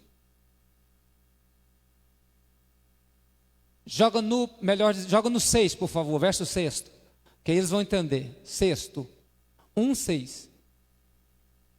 Olha só, olha isso daqui. Vamos ler, irmão. E aos anjos que não guardaram o seu principado, mas deixaram a sua própria habitação, reservou na escuridão e em prisões eternas até o juízo daquele grande dia. O que aconteceu? Deus pega os anjos e estabelece eles no Éden, mas eles vão deixar a sua habitação. Quando? Essa rebelião luciferiana. É quando Lúcifer diz assim: olha, eu subirei ao céu. Acima das estrelas de Deus eu firmarei o meu trono e serei semelhante ao Altíssimo. Então ele vai pegar uma terça parte dos anjos e vai tentar subir numa rebelião contra Deus. Eles estão deixando a sua própria habitação, que era um lugar que Deus tinha estabelecido eles. Eles quebram o princípio da administração. Quando eles quebram isso lá, Deus precisa nos trazer aqui no mundo natural algo para você entender, que tudo que você tem é por um princípio de administração. Nós criamos filhos, alguém diz assim: olha, filho cria para o mundo. Nunca mais fala isso. Os filhos são heranças do? Filhos são heranças do? Então você cria filho para quem? É para ele que vai vir, seu filho vai voltar. Você não cria filho para o mundo não, irmão.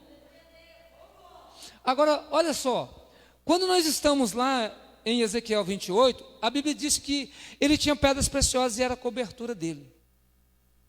Vou até pegar a Bíblia e me descer para a gente orar. Entenda a origem dos dízimos das ofertas. Este querubim, ele tinha cobertura de Deus. Que cobertura é essa? Pedras preciosas. Que pedras são essas? Se você ler Apocalipse capítulo 21, a partir do versículo 4, quando for falar das muralhas da nova cidade, muro não é proteção?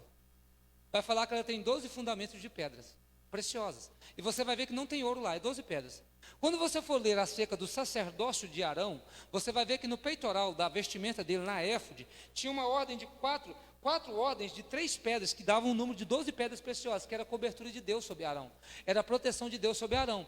Você viu falar que um dia, Miriam, irmã de Moisés, e Arão falaram mal de Moisés e falaram assim: olha, não é possível que Moisés tomou outra esposa para si, e falaram muitas coisas. Então Deus desceu e falou assim: ó, Moisés, toma a tua irmã Miriam, o teu irmão Arão, e vai para fora do arraial que eu vou ter com vocês. Quando chegou lá fora do arraial, olha para cá para vocês entenderem, Deus falou assim: ó, com vocês dois eu falo como quem fala com um profeta, mas com Moisés eu falo como quem fala com um amigo, um companheiro. Então já está falando assim, o negócio aqui é diferente. Não bastando isso, o que nós vamos ler no texto? Que por causa dessa rebeldia, Miriam pegou lepra. Mas não foi Arão também que falou mal? Por que Arão não pegou lepra e só Miriam? Porque Arão tinha cobertura de Deus. Arão tinha as pedras que o cobria. Então Deus não podia ir contra ele mesmo. Mas o dia que Deus cansou mesmo de Arão, ele falou assim: Moisés, pega o teu irmão Arão, teu sobrinho Elazar e sobe no monte. Subiram no monte. Ele falou assim: ó, Moisés, tira a roupa de Arão e põe Eleazar, porque ele vai ser o novo sacerdote. Quando tirou e colocou no sobrinho, Arão desceu de lá morto. Perdeu a cobertura. Então esse anjo, ele vai pegar 3 ordens de pedras, e se vocês quiserem, no próximo culto eu falo até quais são e o que significava cada uma. Ele vai pegar 3 ordens de pedra e vai trocar por ouro. Por quê? Porque ouro é o maior símbolo de divindade. O maior símbolo. Quando Deus ele fala assim: Moisés, faz uma casa para mim. E ele vai falar assim: ó, dentro dessa casa, que é do tabernáculo, você vai colocar alguns utensílios. Um dos utensílios era um utensílio chamado a Arca da Aliança, a Arca da Presença de Deus. Como era a Arca da Aliança? Por dentro era madeira de acácia, que revela o caráter humano de Cristo. Mas por fora ele falou: reveste tudo de ouro, que era o caráter de divindade de Jesus. E para você ter certeza que ouro é símbolo de divindade, quando esse povo saiu do Egito, eles fizeram um pedido para Moisés. Moisés subiu para o monte e pediram para Arão, falando: Arão, faz um Deus para ir adiante de nós, porque esse Moisés que foi falar para um Deus sumiu e não volta, porque Moisés ficou 40 dias, 40 noites para lá. Nós não sabemos se ele morreu, não sabe o que aconteceu. Faz um Deus para nós aí. O que Arão falou? Traz para mim pendente, argola, brinco de ouro, traz para mim. Eles levaram. O que foi que Arão confeccionou? Um bezerro de ouro. Estava errado? Estava. O que estava errado? O ouro. Deus tem cara de boi? Nós somos feitos à imagem e semelhança de? Deus tem cara de boi? Então o erro não estava nesse fazer um boi de ouro. O erro estava nesse fazer um boi. E falar que Deus é que nem um boi. E não o ouro era errado. Como que eu sei disso? Quando Moisés desceu e destruiu toda aquela bagunça, ele deu uma ordem. Falou, agora vocês vão pegar o ouro. E você segura isso daí agora que eu vou te falar. Se você não quiser segurar isso daí mesmo e acreditar, irmão, eu não só acredito como eu vivo isso. Moisés agora pega o bezerro de ouro. Manda fazer virar pó de ouro. Coloca na água e manda os filhos de Israel beber. Pergunta assim, o que isso significa? Significa o seguinte, eles falaram assim para Deus, olha, faz um Deus para ir adiante de nós. E Deus estava dizendo assim, olha, hoje eu mando eles beber, porque hoje eles pedem para mim ir na frente, um dia eu vou estar dentro deles. Não é para mim ir na frente, é para mim estar dentro de cada um de vocês, pelo Espírito. Deus estava mandando uma mensagem lá naquele tempo para nós, que Ele não queria estar na frente, mas dentro de nós. Aí, esse anjo, ele faz uma troca. O que aconteceu com Arão, o anjo não quis. Ele pega, tira as pedras e coloca esse ouro no lugar de 3 pedras. Ele retém o ouro dele. Então, quando, aqui no mundo natural, eu venho para a casa de Deus, e Deus disse, foi lá no Egito para um povo escravo, ninguém compareça perante mim de mão vazia. Isso é Deus. Por quê? Porque todas as vezes que eu venho, como eu estou, com o meu trocado no bolso, e eu chego na igreja e falo assim, olha, irmão, na hora de ofertar, e eu fico sentadinho no meu lugar, eu estou mandando uma mensagem para o mundo espiritual.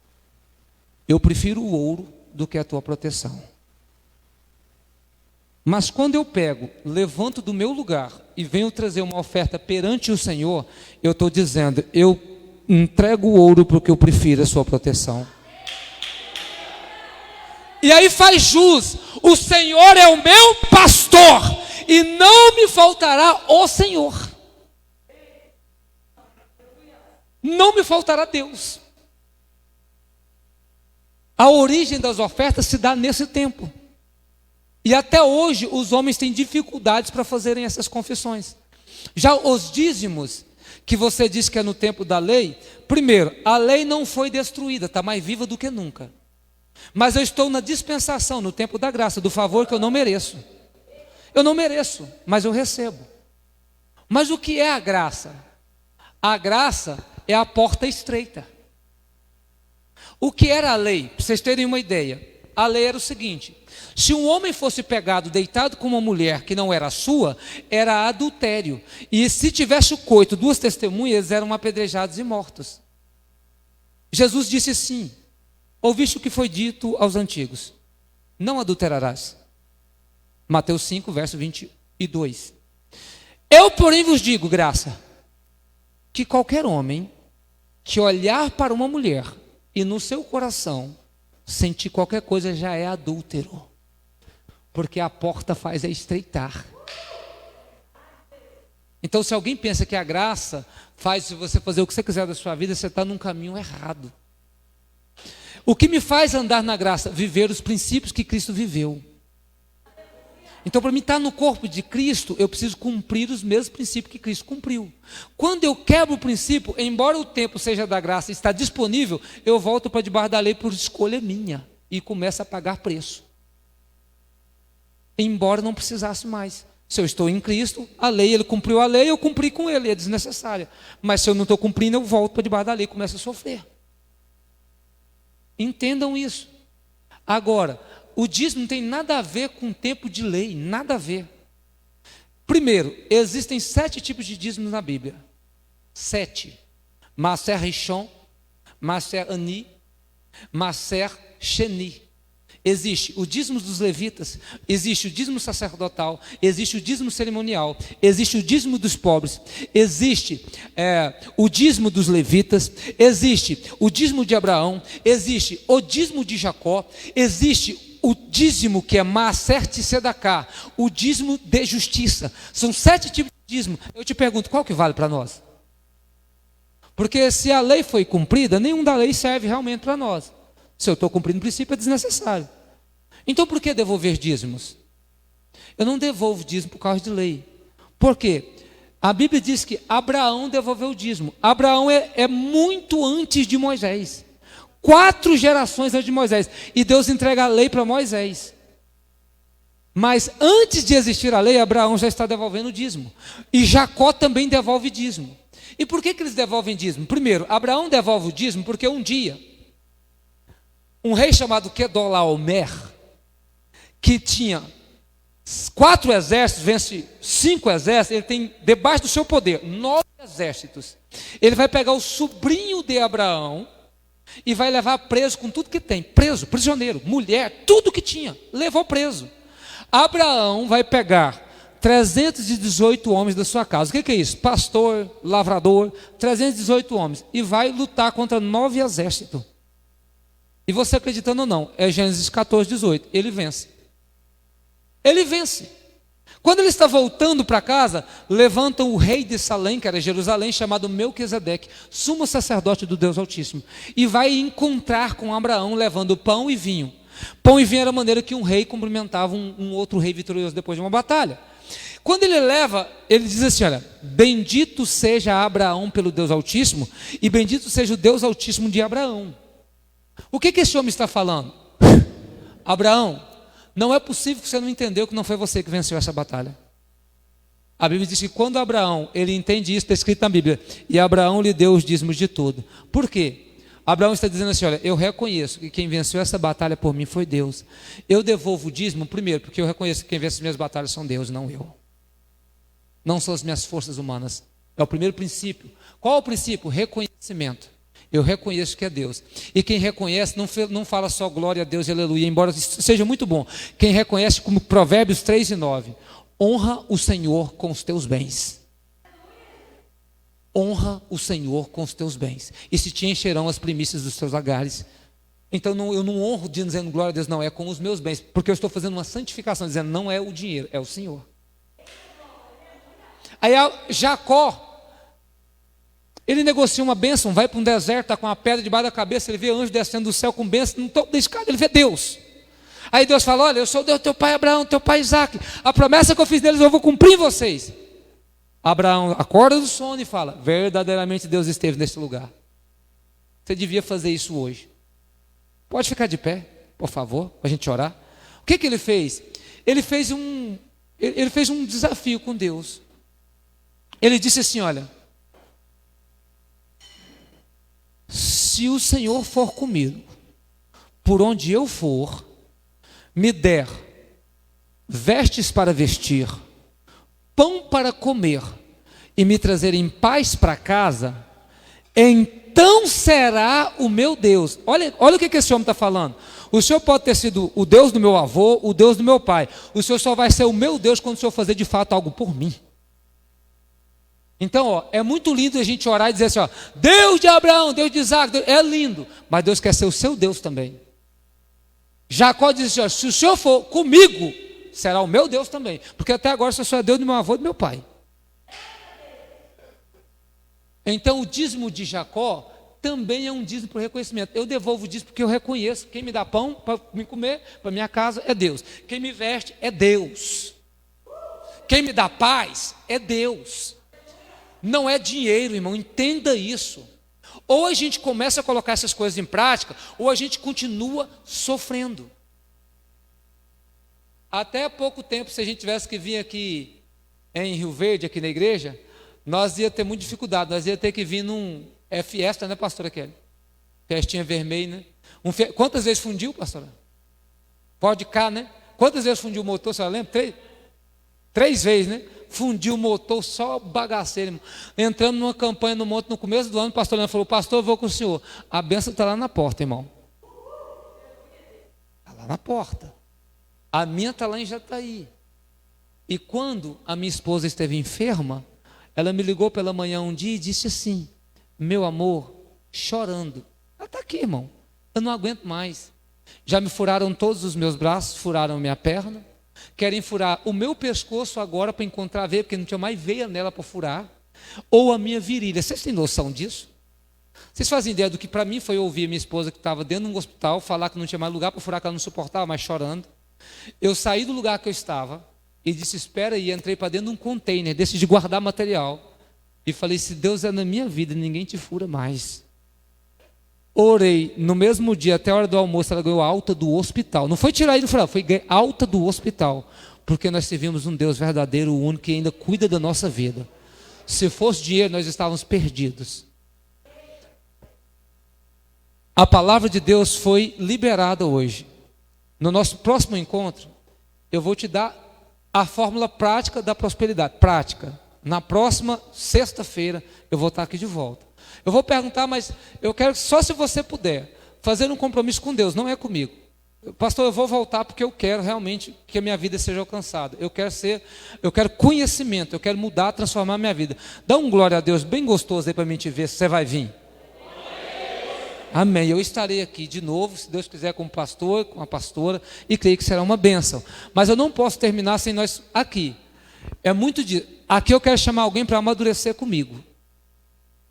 Você pode sair daqui e dizer assim: por enquanto eu vou ficar com leite. Ou você pode dizer assim: olha, não, hoje eu quero um alimento mais sólido. Eu faço isso em todos os lugares, faço isso em cima do altar na igreja. Eu vou pegar perante o Senhor uma oferta que não paga nada, não tem preço que paga eu estar aqui com vocês.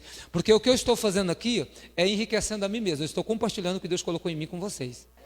E isso não tem preço, isso tem valor. Eu vou ensinar como quem vende, vender como nunca. Eu vou ensinar coisas práticas aqui, vou trazer ferramentas para você transformar a sua vida. Quem trabalha com venda aqui?